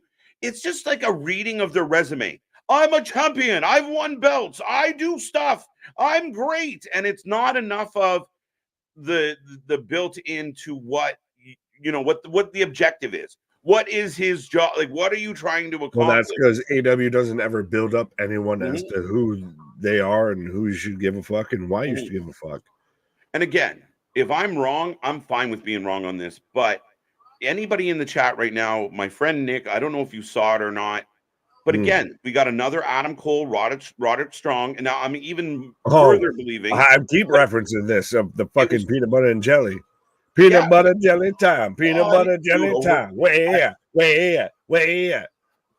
Dude, again, if you watch that and you think to yourself, man, this is really great. I'm sorry. Then you and I probably aren't going to work out as friends. And no offense, but it's not good, guys. You had 3 grown men in their 30s, 4, gathered around for the making of a peanut butter sandwich. And somebody somewhere thought, this is hysterical. This is great TV. They're not involved with MJF. They're not involved with Jay White. They're not even hinting. I'm still convinced those 4 are the ones that are the guys in the hoods and the mask. Do you give a shit anymore, though? I don't. It's making me not give a shit because it's so fucking brutal. As we've got still Mystico, Sin Cara, and Rocky going on right now as Mystico is looking out here like he's fucking covered in Reynolds wrap. Fans out there, did I just get balloons? I think I got balloons. I might have missed it. Fair enough. I was looking away. Look, I figured I think because you figured out how it happens, you're just starting to do it. Just because. No, so what happened was anytime I said 2, but apparently the peace sign is a trigger for my peace. Not working for you. I know it don't work for me, but I'm just seeing if I can fucking set your shit off. But so what were we talking about? You asked Now a that question. you've fucking derailed my thought.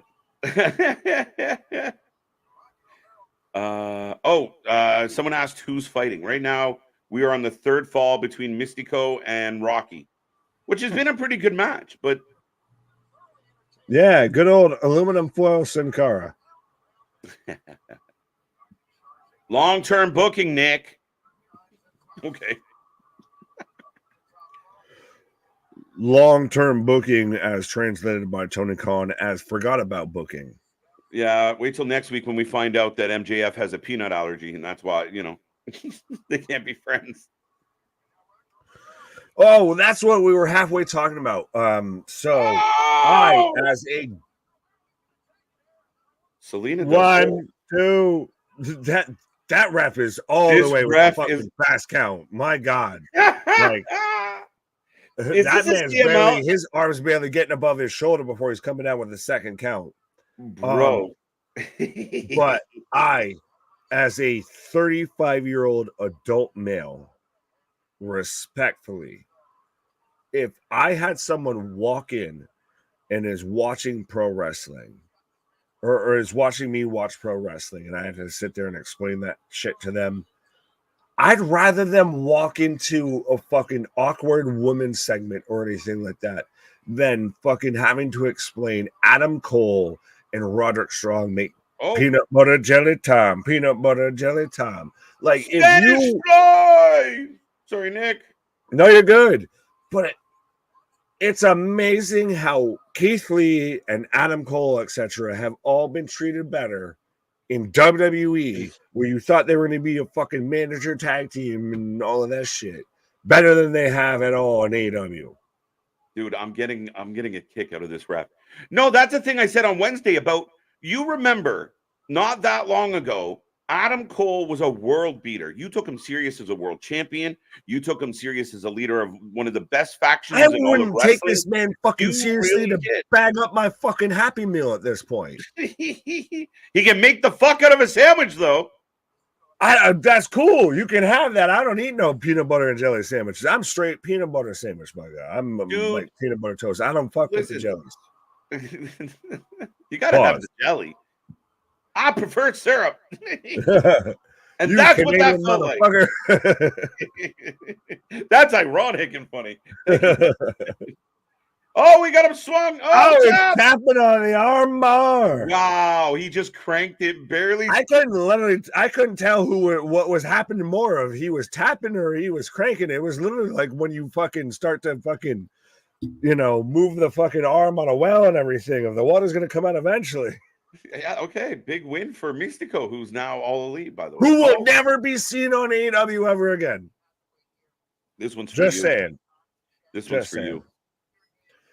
Long term, Keyshawn, I love you, but fuck you. Jared and Eddie are on the screen right now.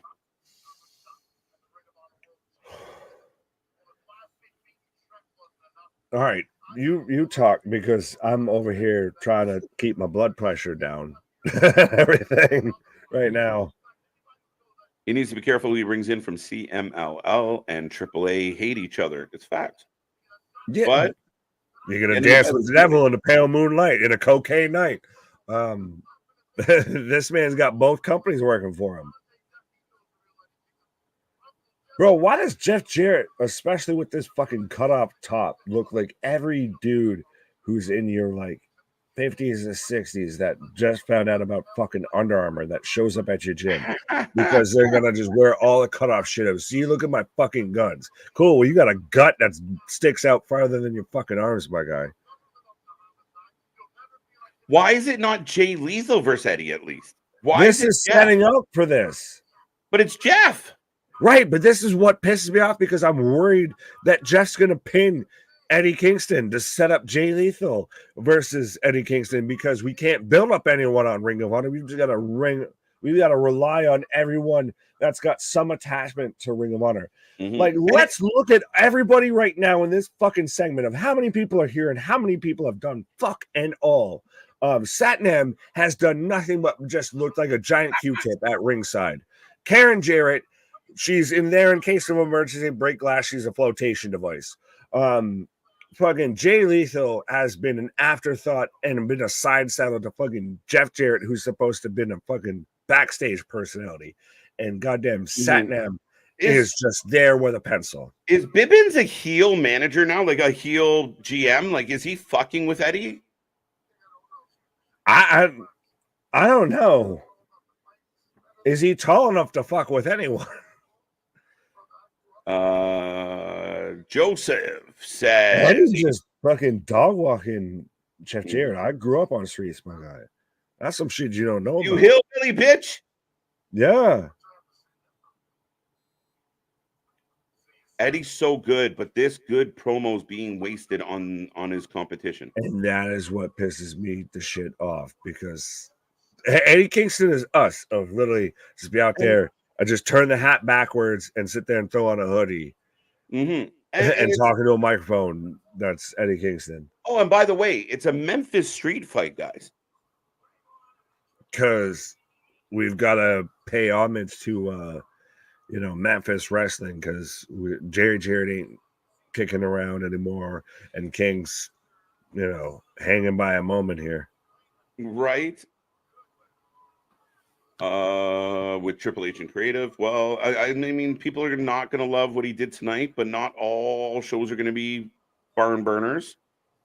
Rampage is a dumpster fire every week. He don't care about it. Why would I? It's the afterthought. It's the runoff. It's the, dare I say, it's the excrement of AEW. I feel like there's more thought put into Collision than there is Rampage.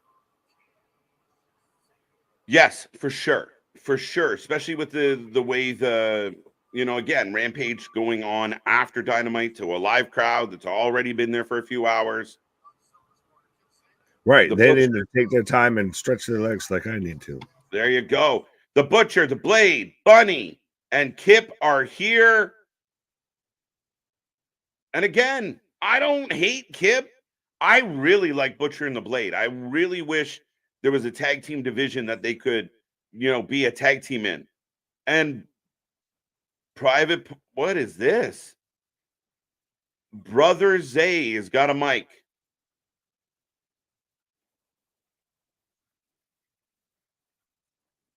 All right, folks. Is anybody excited about this? John Silver probably will get the win. Probably. Excalibur. I mean, Evil Uno. That's funny. 2-belt Eddie. I love Eddie Kingston. I know my boy Nick loves Eddie Kingston. I just don't understand the desire to book him terribly. Jeff Jarrett is far from a Ring of Honor talent in 2023. You don't have anybody kicking around. You couldn't make it Eddie Kingston versus Shane Taylor, Eddie Kingston versus fucking someone else with some grit, with some tenacity, with some, someone that's going to dig in and give him a battle. Even Dutch, I don't know, give him somebody. At least he's not wearing a tap-out shirt. Valid. Satnam is the almost of AEW. Facts. Except almost won matches. Hey, Keyshawn, valid question. I don't know the answer. Were they not supposed to have a match? I know they were building for it. I don't think it happened. Combine the two. I can't even say that. Excalibueno? I'll go with that, Daniel. We'll take it.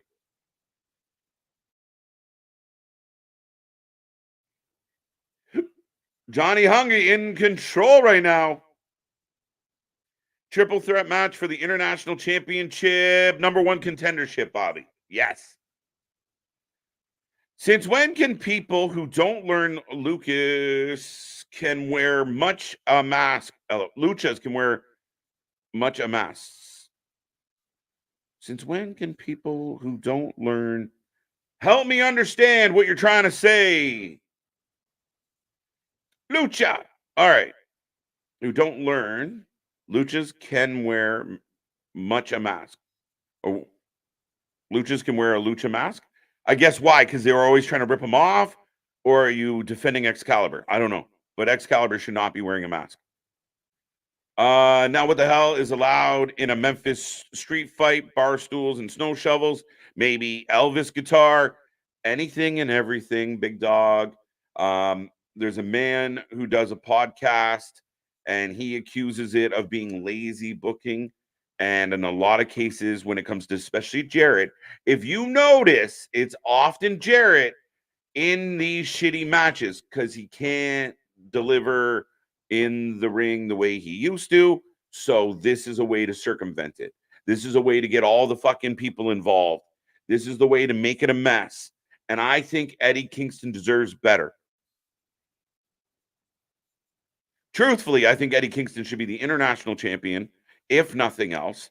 And he should have a significant run against strong, imposing contenders like Mike Santana. You want to repackage Mike Santana and make him a solo talent? Then you put him in against Eddie. Let him have a battle with Eddie. Eddie fighting Jeff Jarrett in 2023 makes no fucking sense for me. And Nick's terrified he's going to lose. They get to beat each other down the streets of, with street signs from Bale Street. I'm Canadian. Leave me alone. Butcher, the Blade, Kip are jobbers.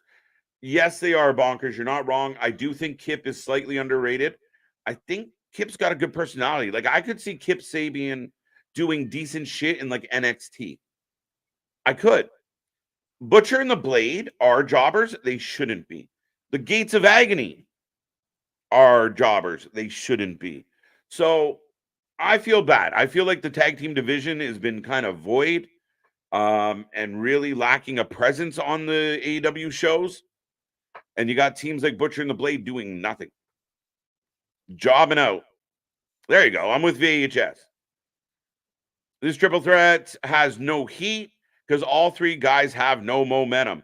Richard, I completely agree with you. And I know we talked earlier about some people like to beat that fucking AEW drum. I do not give a flying fuck about any one of these competitors. I don't. I'm sorry. Maybe I should. I don't care if they're underrated. You have booked them into the ground and they go from nowhere to title match. I don't understand. And this was the same thing about what happened last time that OC, you talked about this historic title run, but the vast majority of the spot booking matches he had were, okay, great. He could beat all three of these guys the next 3 weeks. It wouldn't change a thing. Brother Zay for the win. That would blow my mind, Keyshawn. Throw in the same drawing tobacco and you've got it. There you go. There you go. Kip is a creative player. I like Kip. I don't like how he's been booked for 3 years as a complete and utter loser. And actually, Penelope Ford has a great deal of talent in that ring. When she steps between the ropes, she can go. She really can. She's underrated in that regard. Keyshawn laughing. Don't spit till y'all see. What? Enough out of you, big dog. Big kick by Zay. Moonsault into Hungy. And then he sits down. This match is a waste of time because no belts are changing hands at Battle of the Belts. Definitely not Cassidy. Yeah, I mean, Orange Cassidy's not losing. Oh! Cutter. Stunner. Call it what you will. There you go. Sanitizer, wash hands. All right, Justin. Thank you for the sticker. The winner of the three-way faces OC tomorrow night and for the International Championship tomorrow night on Battle of the Belts. Ruby Soho versus Sky Blue versus Ruby Soho gets Chris. Ruby versus Sky Blue. Winner gets Chris. Okay. Well, here's the thing. Battle of the Belts hasn't been booked very well. It's just a placeholder. So we getting a CMLL AEW Forbidden Door? Oh shit, Justin. That is a possibility. I don't know how I feel about it. You know, Orange is going to win. Not even a doubt. Who wins them? Yeah, it doesn't matter. Whoever wins this three-way, it does not matter. Nice suplex. Kick to Zay. And again, considering it's a three-way, it's been a little meh. Sounds like Jeff Jarrett is reliving his feuds with the Moondog. Nice move by Kip. Springboard moonsault to the outside, giving the Dark Order a hard time. Here comes Butcher. Here comes Blade. And the fighting will commence. Why is it okay for people who aren't luchadors to be wearing a lucha mask? As far as I'm concerned, it probably shouldn't be a thing. That's why I don't get Excalibur. Did he wrestle in AAA? Did he wrestle in CMLL? Did he that like I mean, you know, is he a luchador? Is he of Hispanic descent? I have no idea. Wow. John Silver just kicked Zay in the head. And the obvious winner will go on to lose tomorrow as Johnny Hungry gets the pin. 1, 2, 3. So tomorrow, Orange Cassidy versus John Silver. Are you guys excited? Short John Silver for the win. Bash, good call. Zayn did it when he was EI. Oh, El Generico. Yeah, I mean, again, I don't know what the official take is generally, unless you're playing a gimmick or being funny about it. But now we got Santana and Ortiz. So talking about the rivalry, we're still building towards it. So I will give them credit. This is really well built. I just wish it was on Dynamite or Collision, not Rampage.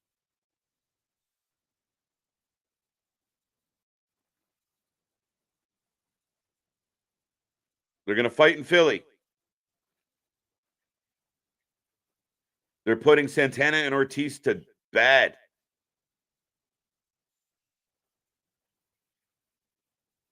So it's on Rampage. Next week on Rampage. Like, again, I think if you really want to build up Santana and Ortiz, why not do that on Dynamite? As here comes Claudio. I do like Claudio's AEW entrance, on a side note. It's pronounced Bell Street. Beale Street. Beale Street. It's all good. You've heard it. You've never heard of it. Nah. Yes, Daniel, but he was still incorporating the lucha style. Fair enough. But I think the El Generico thing was more gimmicky for me, right? Like, I don't know. Again, I think ultimately it should have some reason behind it. I don't get Excalibur at all. The definition of a Memphis Street Fight is quite simple. ECW, CZW, XPW, FMW. You get the point. Corey, I'm with you. I get it all the way, my guy. Gates of Agony definitely shouldn't be jobbing out so much, especially not to smaller guys like Darby and Cassidy. They lost to Darby. Yeah, and was it Darby Cassidy? Did they not lose to Darby and Nick Wayne? Big pop or a decent pop for Brian Keith. Brian Keith and who? But yeah, Gates of Agony, again, another very well put together tag team. I just don't feel like any of the tag teams, a lot of fans out there at times say WWE hates tag team wrestling or doesn't utilize tag team wrestling. AEW is not doing it either.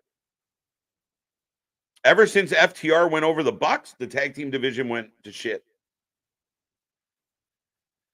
Who will be watching Battle of the Belts anyway? I won't be for sure. That title, listen, there's way too much going on a Saturday night. The hockey game's on. There's a lot to get into. I do not think I will be watching Battle of the Belts. I'm not going to lie. I'm going to enjoy my first Saturday night off in a long, long time. TK ruined Ollie. A little bit. Cesaro running around the ring. Boom. Big uppercut. Here we go. Here we go. Actually, a Memphis Street Fight is formerly known as a Hillbilly Hoedown. But the Hillbillies got upset over that. Is hillbillies not one of those words we're not allowed to use anymore? Come on now. Fuck no. Speaking of hillbillies, that's all right. I'm Hillbilly Jim. And then, well, once you Hillbilly said him. Hoedown, I started thinking of like whose line is anyway. Oh, I should have went with that. Speaking of Hoedown, if we do another fucking Hoedown, that's one of the best ever. Oh, right. And that's where I left that, because if you want to know, you can Google that. But I'm not going to say that because I like being on YouTube. Right. So Johnny, once you were saying how you were going to be watching the hockey game and everything, I just started thinking of at the good old hockey game. The good old hockey game. Yo, There's on tonight. What?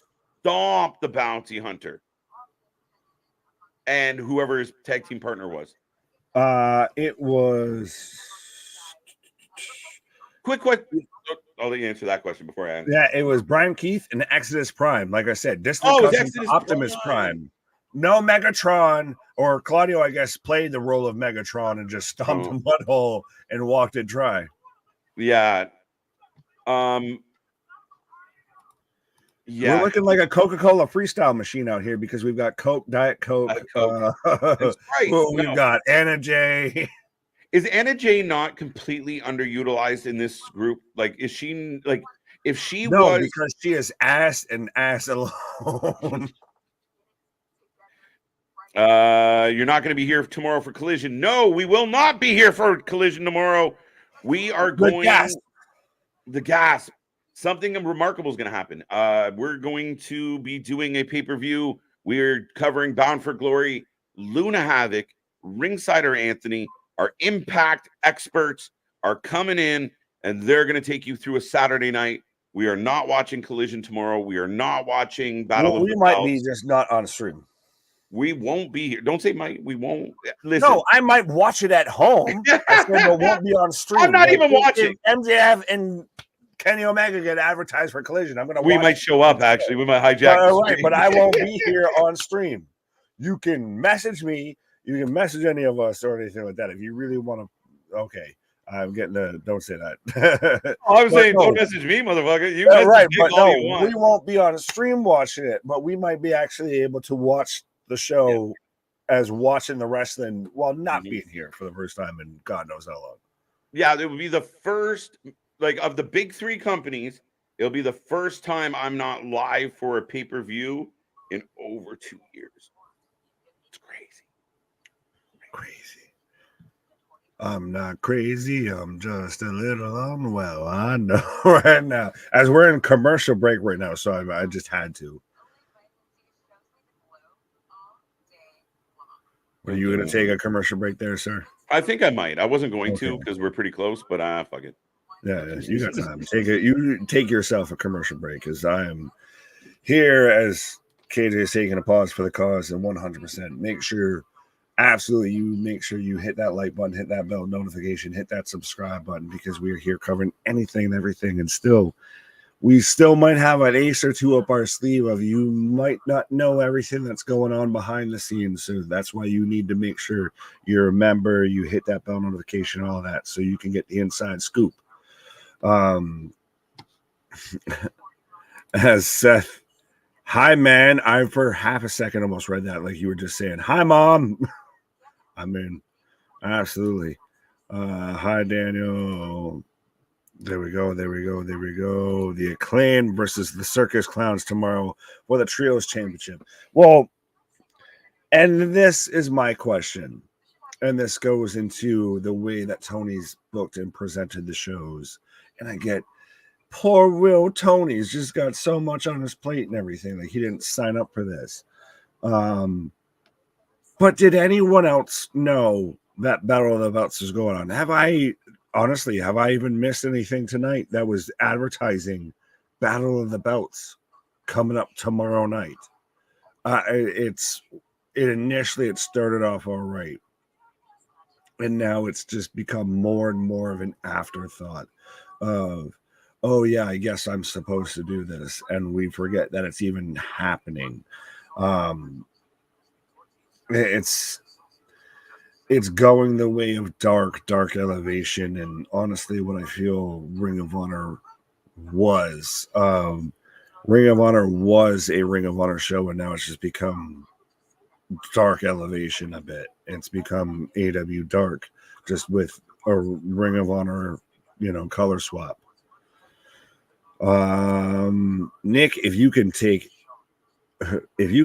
do any spot, what would you be? If I could take any spot, I guess, well, shit. Does a ref bump count or anything like that? Like, can I take the weakest bump possible?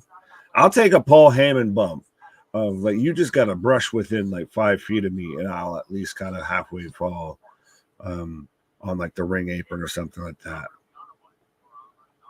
that. Retract take from that question. If I can do any spot, or is that what you're trying to say? If I could take any spot, as we've got the Hung Bucks, or also known as the Young Cucks, right now cutting a promo as they are the Ring of Honor Trios champion, because much like how KJ was saying, well, the tag team division's gone down ever since the FTR beat the Young Bucks. Then, gee, I wonder why. That might be maybe because there's a certain douchey brotherhood in charge of the tag team division. As so, we're getting Claudio and Yuta next or tomorrow for the AEW World Tag Team Championships versus Ricky and Big Bill. We've got Miro versus Action Andretti. We've got FTR return to the ring, so they're just going to come out and say, hi, how you doing? And we've got the, I guess, check on my well-being match between Eddie Kingston and Jeff Jarrett, and Andrade versus Danielson. Is that the dream match? As we've got Cassidy versus Silver tomorrow at 10 in the Battle of the Belts, as we've got Statlander versus Willow, the Acclaimed Daddy Ass versus Garcia, Daddy Magic, and Cool Hand Ange. And again, don't forget, by the way, to end it on this week on Dynamite, Tony Khan has a gift for Sting. What is that gift? At least we know that the gift isn't going to be Hook and RVD tag teaming together, as we're getting the Hung Bucks versus the Hardy Boys and Brother Zay. We're getting MJF versus Juice Robinson also as well on Dynamite. Next week, we're getting Santana versus Ortiz. And good googly moogly, are they fucking dropping everything that's coming worth relevancy within the next month? I feel in AEW, as we're getting advertisements already for Full Gear, as we've got Sky Blue versus Ruby Soho, and this is going to be the main event. And I know I Speaking felt of the some main type event, of way. Right. Well, I guess I was going to segue it into talking about Sky Blue, but you don't have a wagon enough to talk about Sky Blue. how do you know? Allegedly. I've only seen you from the waist up, so I can't confirm nor deny. But is it interesting that we're getting this halfway kind of gothy tease of she's more violet than blue, I feel, because she got, misted by Julia Hart.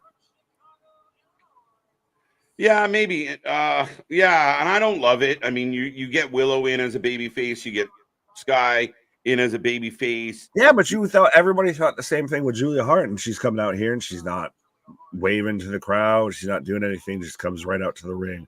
But this is weird, as it feels more like heel on heel. Yeah, no, it kind of does. And I mean, that's one of many issues. Is it funny that the Young Bucks and Adam Page just dropped a promo saying that we have an open challenge for Wednesday, and seconds later they give us a graphic that they're going to take on who the fuck did they do? Was it the BCC? No, it's the Hardys and Brothers A. Oh, yeah, the Hardys and Brothers A answer the open challenge within seconds. They were Why just not waiting. wait? It's like trying to order tickets for a fucking concert or whatever. You're just waiting for them to go on sale. Trust me, I think Anthony knows about that. The fucking website kept fucking up on them. right? Like, no, but like, yeah, but like, why not just leave like the Young Bucks or the Hung Bucks versus question mark all the way till Because Wednesday? we can't book worth a fuck. Bark, ruff. Bark, bark, bark, bark. As I've got Sky Blue versus Ruby Soho, and Ruby Soho has been all about this spray tan, and Sky Blue, I know she's trying to look cute and everything, but fucking Scooby Dooby Doo, where are you? I'm sorry, she does. She might be trying, but she pulling it off. I don't care. Oh, she's got the fucking mystery machine all up on her attire, and Yeah, I want to check the caboose of the mystery machine. I'll say that. you know, and again, in the midst of her becoming darker or creepier, then why not have her like she's wearing Scooby Doo gear? Why the Yeah, because TBS and Scooby Doo. Ruh Reggie. That's everyone looking at Tony Khan right now. Ruh Reggie. right? Ruby, I guess. I don't know, man. Sky Blue get the title Sky shot. Blue and the Mystery Machine. All right. Phillies 5, Diamonds 2 in the 7th. Yes, true story. Well, the Phillies, I think, have been the team of we just showed up to hit home runs and chew bubble gum, and I'm all out of bubble gum. Right. Oh, that is a fucking launch pad. NASA could take a lesson from the Phillies of how much they fucking put baseballs into orbit. You're not wrong. You're not wrong. It's unfortunate. That was supposed to be what my team was doing. That was supposed to, yeah. That was supposed to be my guys. And your Aaron guys. Judge. All right. That was supposed to happen. Aaron Judge, a few years ago, had the most effortless, and you're going to pause me on this, but had one of the most effortless strokes I've ever seen in baseball. Pause. Yeah.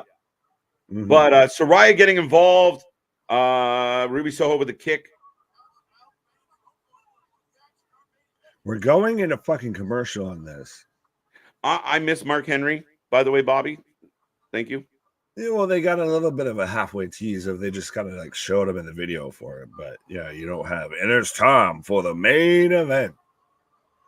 Right. Oh, when they kind of like, shut up, you've said too many nice things about Punk. You fucking sit your ass down for a little bit. Right. Hardly Boys and the Fake Cowboy versus Hardy Boys and Say. Yeah.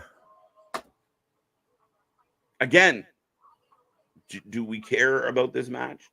And again, why are you not defending the Ring of Honor belts on a Ring of Honor show? Oh, I was almost going to try and answer both questions with the same answer, but the answer is no. Nick singing. There you go. Sky Blue. Sky trying to Blue. Do that of like I kind of you. feel. Oh, I thought he was trying to do like I kind of feel like somebody's watching me. Oh. Yeah, Sky Blue. Booty boo. Where are you? My Lord, Soraya. I'm not sure. If that's who you were looking at in this, and you're coming down with the vapors, I mean, good on you, but you're taking the bronze medal, my guy. Right, Daniel. That's funny.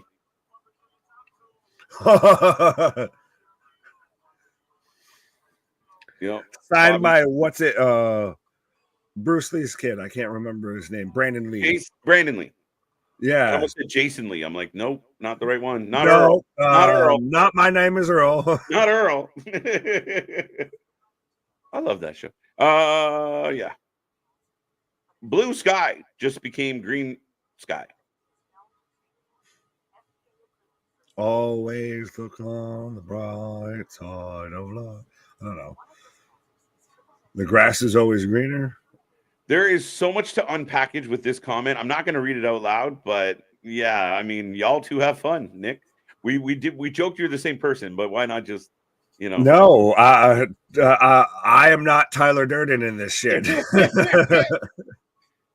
Big dog looking, wants to, get in a roast. Give me that toot. Give me that beep. No. KJ Nick, will you guys be making predictions for Bound for Glory? We did earlier. Yeah, we did it earlier. On the channel, you have Luna and Anthony's picks as they will be covering it. And stay tuned, guys. You might see us on Sunday. You never know. Or you might even see us before then. You never know. You never know. We might feel we're like 7-Eleven. We may not be always doing business, but we're always open. True. Sky Blue out here looking like Captain Planet with the fruity oozy cherry Kool-Aid. Captain Planet, he's a hero. I almost thought Sky Blue was out here in like the Buzz Lightyear shit because I just saw like the green and the purples and everything. I thought she was gonna do like the Alexa Bliss of like, pretending like she's got the laser beam and everything. Right. Ruby Soho for the W. Oh my God, Daniel, I'm not reading that.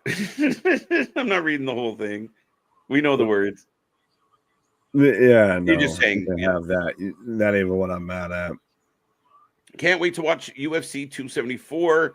It's a hell of a card tomorrow. Yeah, it's stacked, Damien. Well, if you want to watch UFC 274, you're gonna have to go back and rewatch it because that's old. It's UFC 294. So 94. You're about 20 cards off. Close. Well, yeah. Tomorrow, we'll forgive you, Deanna. But tomorrow is a stack card. It's looking really good. Yeah, speaking of stacked, I've got both women right now. This is Peg Bundy in 2023 beating up the fucking mystery machine right now. The fucking leopard pants and everything. This is fucking Peg Bundy in 2023 taking on a fucking Scooby-Doo cosplayer. Ow!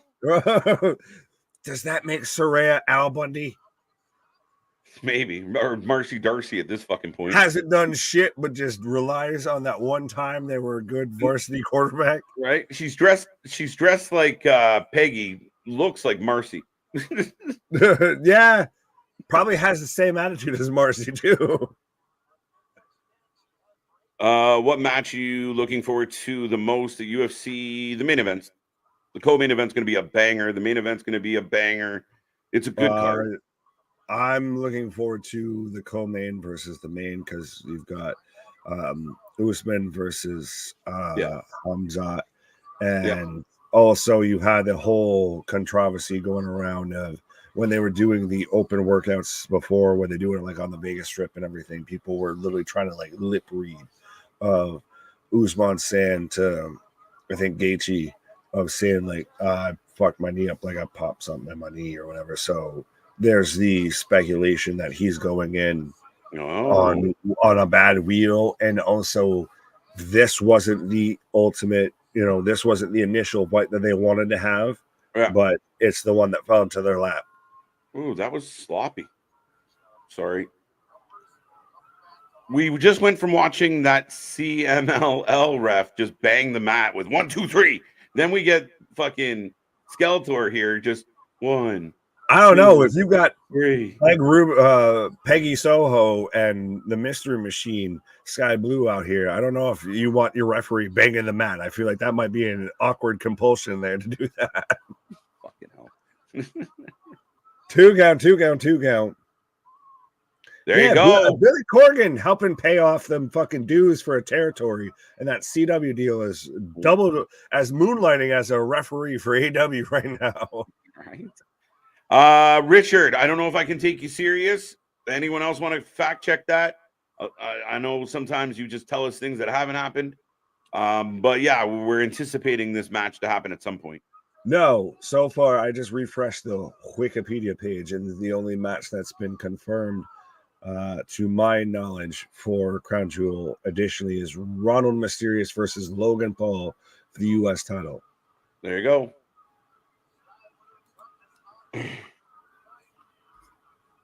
Ruby So Shadow Weaver from She-Ra Unmasked. Not a word, Nick. Don't worry, because not a word. I think you're the only one who got that. I know niche, but that is niche upon niche upon niche. Would you like some quiche with your niche, my sir? Oh, Soraya with the cheap shot. Oh, a second one that missed and looked terrible. Roll through, small package for a 1, 2, Look 3. how bad that roll through was.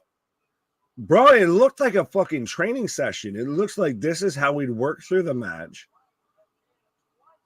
And you know what? In my life, cookies do go over cake. Why does fucking Ruby Soho with that fucking spray tan and there's the cut that they did to her face? She looks like fucking Pepe the Frog just with a goddamn spray tan. With the fucking weird ass slips and the ultra fucking eyeliner and shit like that. Oh, now they jump Sky Blue. Where's Booty in the game to come out here and save fucking Sky Pillow's Mystery coming. Man? Here comes Willow. Nope, not yet. I made it up. Well, Statlander coming out, but I've got to make sure I have my belt first. Put it down. Yeah, do it. Listen to me. Right? Tony, hold my belt. I gotta go. Tony, you gotta stop sniffing powder off my belt. I need to grab it and run out here. Isn't she involved in a group called Best Friends? Nobody could have held her belt while she went to run to the ring. Guess they're not so best friends. Right. Bro. All I'm gonna say is it might be cold in this arena. Right. We know which way north is, thanks to Statlander. Oh. So Sky Blue has no interest in Statlander. She's angry. Yeah, she's the angsty teenager. She literally, I could tell it because she's got the fucking, it fits because it's supposed to be sky blue, but she looks like she's got the fucking Scooby-Doo collar on right now. Hilarious. Would you do it for a booty snack? Yes. The answer is yes. Oh, yes. Well, folks, that was Rampage.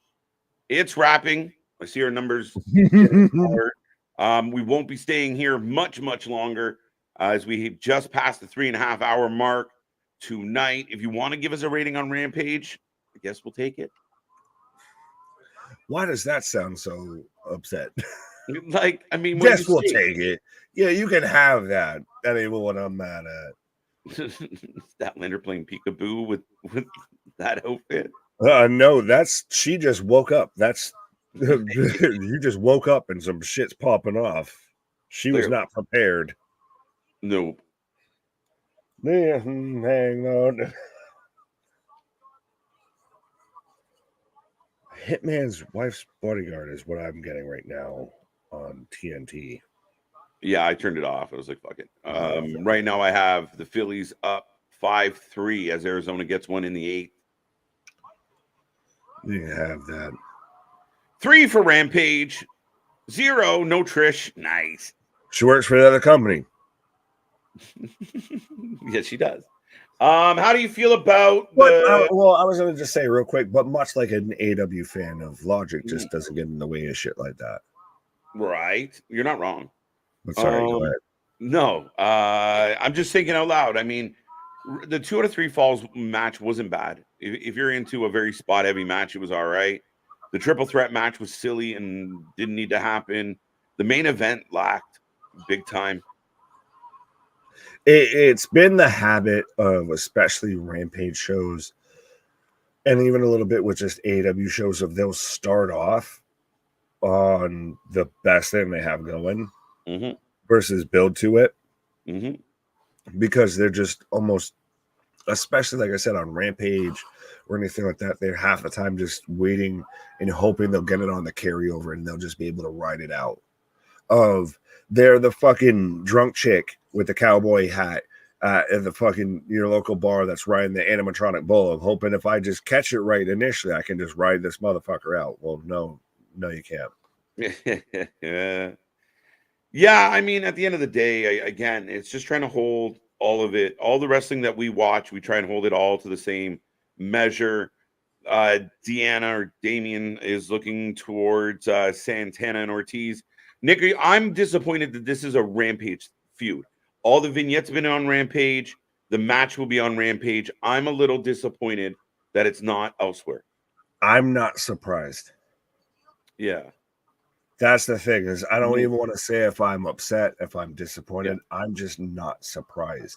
And with you saying of we hold companies to all the same standard and everything, I think it's also a little bit of we hold them to the standard that they try and set for themselves. If you want to act like you're with the big dogs, then you got to hold weight with the big dogs. When you don't, you're going to have it known.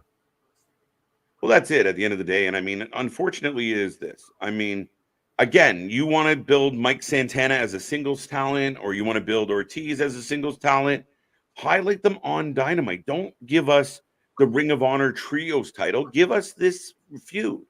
If these guys are going to be on your main roster, let them have their feud. That should be a Ring of Honor feud before it should ever, honestly, even be a Dynamite or an AEW feud. That should be, like I said, you're going to have a Ring of Honor pay-per-view at some point. Why isn't that a fucking anchor to your next Ring of Honor pay-per-view, your fucking Superstar Showdown, whatever the fuck? Right. Again, I don't get it. I mean, honestly, and again, as a fan of AEW, I'm asking, Tony, could you take something I'm kind of interested in and put it on the show instead of other things? If that makes me a shitty AEW fan, come on now. But when did it become to where if you gave any critique on a company that you just hated the company? That's definitely a modern day thing that people don't like to hear. People don't like hearing truths very much anymore. They just want to feel. And that's it. Like the AEW, the hardcore fan base is like the, woke wrestling fans. It's fucking annoying. That's why we say our shit is real. We ain't get there yet. 7.25. Bobby going high. He enjoyed it. You're just basing that on the cake. I'm sorry. I was gonna say I think he just is high. It's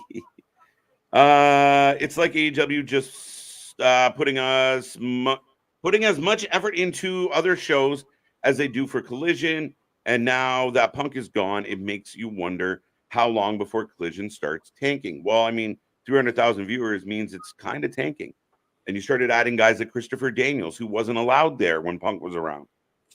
And it has very much become the most not AEW show, or the most AEW show that was initially supposed to not fully seem like an AEW show. Yeah, it's begun to feel like Dynamite 2. It's become dark elevation. It's become your shotgun Saturday night type shit and everything. Yeah. So, wait, time out. Go ahead. Did I miss the Dream Match announcement? No. Did we all miss it? Collision, Fire, tomorrow, Dream Match. What did we miss? I didn't hear it. Is it? What the fuck did they announce for fucking Collision? Read through the comments. Justin Michaels, help me here. What was announced? I'm looking forward to it. Help. I need somebody. Help. Right. Not just anybody. More annoying. Logan Paul or Jericho. Jericho by a fucking country mile. In wrestling. But they're both dicks outside of wrestling. So. I was going to say, well, fuck. Like, they're both dicks outside of wrestling. Assholes personally, so. I think Jericho annoys me more because Jericho can't go in the ring and Logan Paul can. Yeah, well, Jericho's, I'll give you that. If Jericho still thinks he's like top of the line, Logan still, he's fine with going after the U.S. title. Jericho would be like, give me Roman. Well, yeah, I mean, that's Jericho's getting main event spots that he doesn't deserve and gets to fight Will Ospreay that he doesn't deserve. Like, again, if you're going to bitch about Logan Paul, you got to bitch about Jericho, but you don't. You think Jericho's having the time of his career. Yeah. Okay. Let's pause. Right. Somebody let us know the fucking dream match that was announced because I'm trying to still find the card and I can't find it yet. I have no idea what the dream match was. Justin Michaels is saying just nothing rumors. So wait a minute. He announced it. Tony Khan put it out there. Did Tony Khan not put out that he would be giving us a dream match? Yeah. That's the clip you sent me. Mm-hmm. Or the screenshot or whatever. Mm-hmm. Mm-hmm. I'm so confused. Don't worry, Tony Khan is too, and he runs the shit. Steven Smith saying Andrade versus Bryan Danielson. That can't be it. No, that I feel like that kind of tracks. It's Tony Khan. I feel like that kind of tracks. Right. Clues, not rumors. Sorry. Either way, at this point.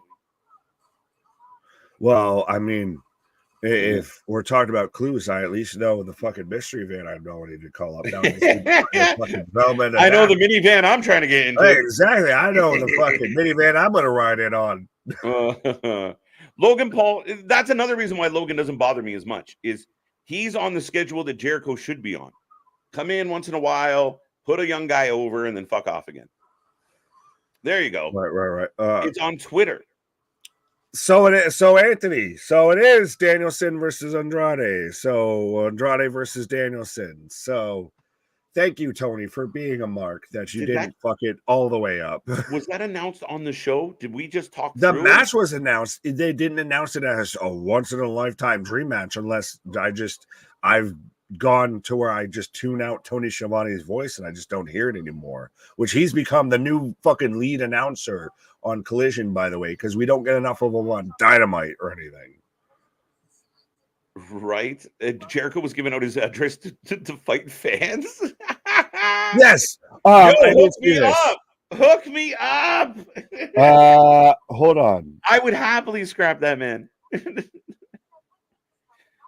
All I heard about TK is that he's going to give Sting a gift. Yeah, it's a big humdingy, right? Oh, did he delete it? You fucking pussy. Okay, thank you, Ringsider Anthony. And remember, folks, Ringsider Anthony will be here tomorrow with call him Anthony. I just read the thing. I read it the way I said it the way I read it, damn it. But yes, Tony and Luna will be here tomorrow. Don't come now. See, it's even now you know that he's part of your fam. No. He can't. Tony's too far because then you get locked in with Tony Schiavone, Tony Khan, Tony D'Angelo. He's Anthony. Hey, Tony. Hey, what's the matter with you? All right, the Triple H of our group, apparently. I know a mystery machine. I'm looking forward to. Hey, come on, ride the train. So, ride it up. Tony tweeting the announcement during Rampage.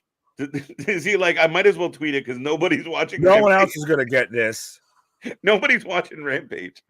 Yeah, no, there was a tweet. I guess I can't read the full tweet, and I'm not going to take the time to try and search for it because I thought I had it earlier.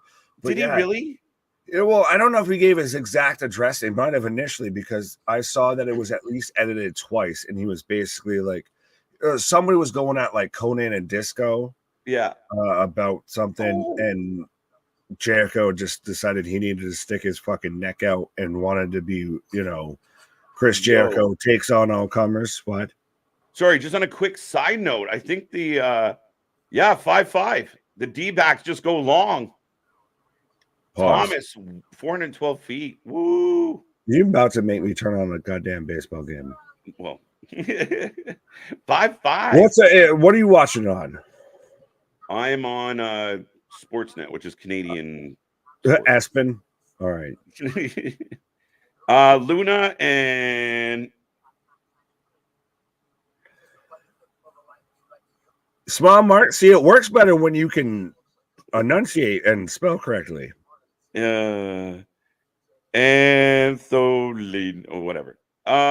Price, little bit of the bubbly. That's the gift. Is Tony's gonna give Sting a case of a little bit of bubbly for retiring. That'll be the last match. Boy, howdy. I know Luna and Anthony were out here saying the last match was gonna be Sting versus Ric Flair, which that would be fucking. Wait, what? That's what some people have thought at the last match because Ric Flair's wanted another last match because it's Ric Flair. But wouldn't it be fitting that the last match of WCW, what could arguably be the last match of AEW, are Ric Flair and Sting? And I still said, I even mentioned it in the comment last night of I'm on record of saying that the last woo Ric Flair will hear in his career is the fucking wee woo from the ambulance. Dude. Killing me. Killing me. Listen, maybe they announced it so that Ric Flair has from now until then. No, you get Jericho versus Sting. You get the new Ric Flair, Chris Jericho. Jericho retires Sting. Oh my god, I'd throw up in my mouth. They'd pop because it's a reaction. I feel like that's the fucking AEW fan base. They're the people that are out there yelling at Tiffany Stratton of "you suck" and just geek out because they got a reaction when she says "suck my ass," which, I mean, don't threaten me with a good time, but you can have. Yeah, no, I mean, I think that I want the I'm sorry, I love you, coffin drop. Like that's what I want. With Darby with the face. Yeah, we're trying to take him serious with a big on his face. 2023, 100%. So that dude with the face paint in the face tat is gonna retire. That dude that's in his 60s with the face paint. Fucking hell. They're both spooky as shit. Okay, Luna and Anthodling. You still fucked it up. I don't even know if that's the same comment. You might have still just clicked on the same comment. I might have clicked it twice, yeah. But you clicked on it twice, so he fucked it up twice, I guess. AA on a pole match. There you go. Sue on a pole match? No. Alcoholic Anonymous, I guess, involved. Oh, wait, where? Oh. Yeah. TBS. What about TBS? Luna and Anthony. There we go, Mark. We worked it out together. Bound for Glory. Yes, our Impact experts will be here tomorrow, and they're going to be having a wonderful night, a sensational Saturday, if you will. But yeah, Nick and I are going to take the night off and let the Impact lovers jump on in and have fun with it. Just jump into the fucking deep end of the pool here. Yeah, why? So I'm using YouTube TV, and the most I can get is the Spanish broadcast version of this fucking baseball game right now. So I'm like, I as a Yankees fan, I'm like, why the fuck do I have Pedro Martinez right now on my screen telling me about the game? Right. AEW missed opportunities not giving Sting the AEW title. No, I think the more accurate statement is Sting missed the opportunity of retiring before going to AEW. Ooh, just saying. I mean, granted, the cinematic shit that they did in 2022, like when they had it and it's all filmed and it's all the fucking arena and the crash pads and everything. All right. Good on you. The second this man took that bump off the fucking ladder and just that man's fucking front teeth just became his back teeth really fucking quick, I was like, yeah, no, we're done here. Wrap it up. Game over. It's on TBS. All right. So thank you. Oh, that's what the TBS was. There is a female tearing up in the crowd during the Mystico match on Rampage. Is it the same chick from the fucking Chargers game that they were saying she was also a Vikings fan and everything too? I'll lose my shit if it is. Do you think we might get Sting versus Edge? I mean, we're assuming. I imagine like Sting could have more than one match on the way out the door. Oh, that he's gonna get a fucking end of the road tour. Yeah, this is the Stones retiring. Literally, I can't get no. I was thinking that too. Yeah, I mean, I don't know if Edge. Everybody's like, fix your shit. Apparently, everyone wants us to watch the fucking baseball game. It takes too long. We're changing pictures. I'm going to bed. We're 10 minutes away from 4 hours. Fuck it. Oh, bro, don't even act like that's a fucking, that's a hop, skip, and a jump for us half the time. Yeah, sometimes not even halfway through. Right. Which reminds us, next weekend we're here for brunch with the boys. As you noticed, all of the sarcastic as shit eye roll right there. We're going to be here. At least it's at 1 p.m. It's wait until when they go to Australia. We're going to be here at 6 a.m. Dude, that's going to be it's either going to be the worst stream we've ever done or the funniest stream we've ever done. Oh, 100%. I will be here just all in my fucking pajamas. Looking like fucking eggs and bacon and toast. I'm going to be eating full fucking breakfast. Oh, yeah, man. It's going to be ASMR shit, too. Yeah. And you fucking sitting looking like Chris Farley at the fucking just the hair everywhere. That's gonna be KJ fucking messaging me of, dude, we gotta go on stream of housekeeping. You want me fluff pillow? Housekeeping, you want me to jerk you off? Go away. For the love of God! Oh, just let me sleep. You sure it's not the guy who was crying when Punk came back? It could be him. Just But that's it again. Touching hand, Yeah. reaching out, touching me. Pause. Yeah, and again, you know what? If you like, I mean, the match didn't suck. It just, again, you're not overly in. Like Andrade and Danielson being booked for tomorrow, I'm not like, oh my god, guys, call your friends, tell them. I'm like, it doesn't feel like that. Dream match, a great match. That would have been on the far short. That wasn't even on the short list of matches we were guessing that it could have been. You mean the guy that you rarely use, you haven't used much at all? So the guy that's diehard ride or die for your company now because he doesn't want to go back to the other one versus the guy that punched somebody in the face so he could try and get fired and you wouldn't fire him? Okay. Big dog out here. Yeah. No, but I will say when we're here live, because I think so, yeah, because Halloween's on Tuesdays. So 100% make sure, because I may be in a costume then, and you know, I may have the makings of a varsity athlete. And if you get that joke, you might already gotten a spoiler alert. Dun, dun, dun. It's gonna be blonde. No. Come out with the varsity blonde. I'm gonna tell you what. All right, folks. So we're down to the backup reliever. We're down to the last two. Oh, there's only two people sitting in the bullpen's empty as fuck. We're gonna have to start pulling in, you know, the backup center fielder here to start throwing out fucking fastballs if we're doing the Phillies anymore. If this goes into extras, they're in a pickle. Bro, how the fuck are we this far into it? Like with that few pitchers left, and we're still in the 8th. I thought we were in extras at this point already. Nope. Man, looked like Rick Ross throwing a pitch, fucking way ass ball. Like, you don't need that fucking teletractor to tell me that was a ball. I can see that with the naked eye. And I'm not talking about Leslie Nielsen. What will we do without you, big dog? I hope work goes well. And yeah. You can always watch the replay. It's a true story. Oh, another ball. Already, so we've got 2 outs. Bottom of the 8th right now. Man on first, man on second. As Alvarado going on against Moreno on the mound right now.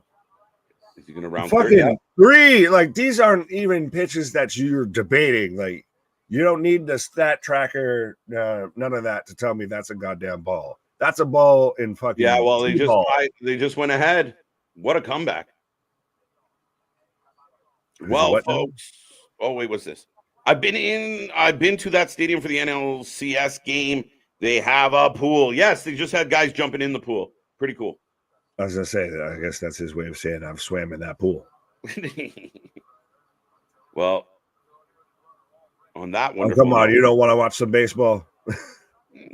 No, I think we're good. Spoken like a true Canadian. I think we're good.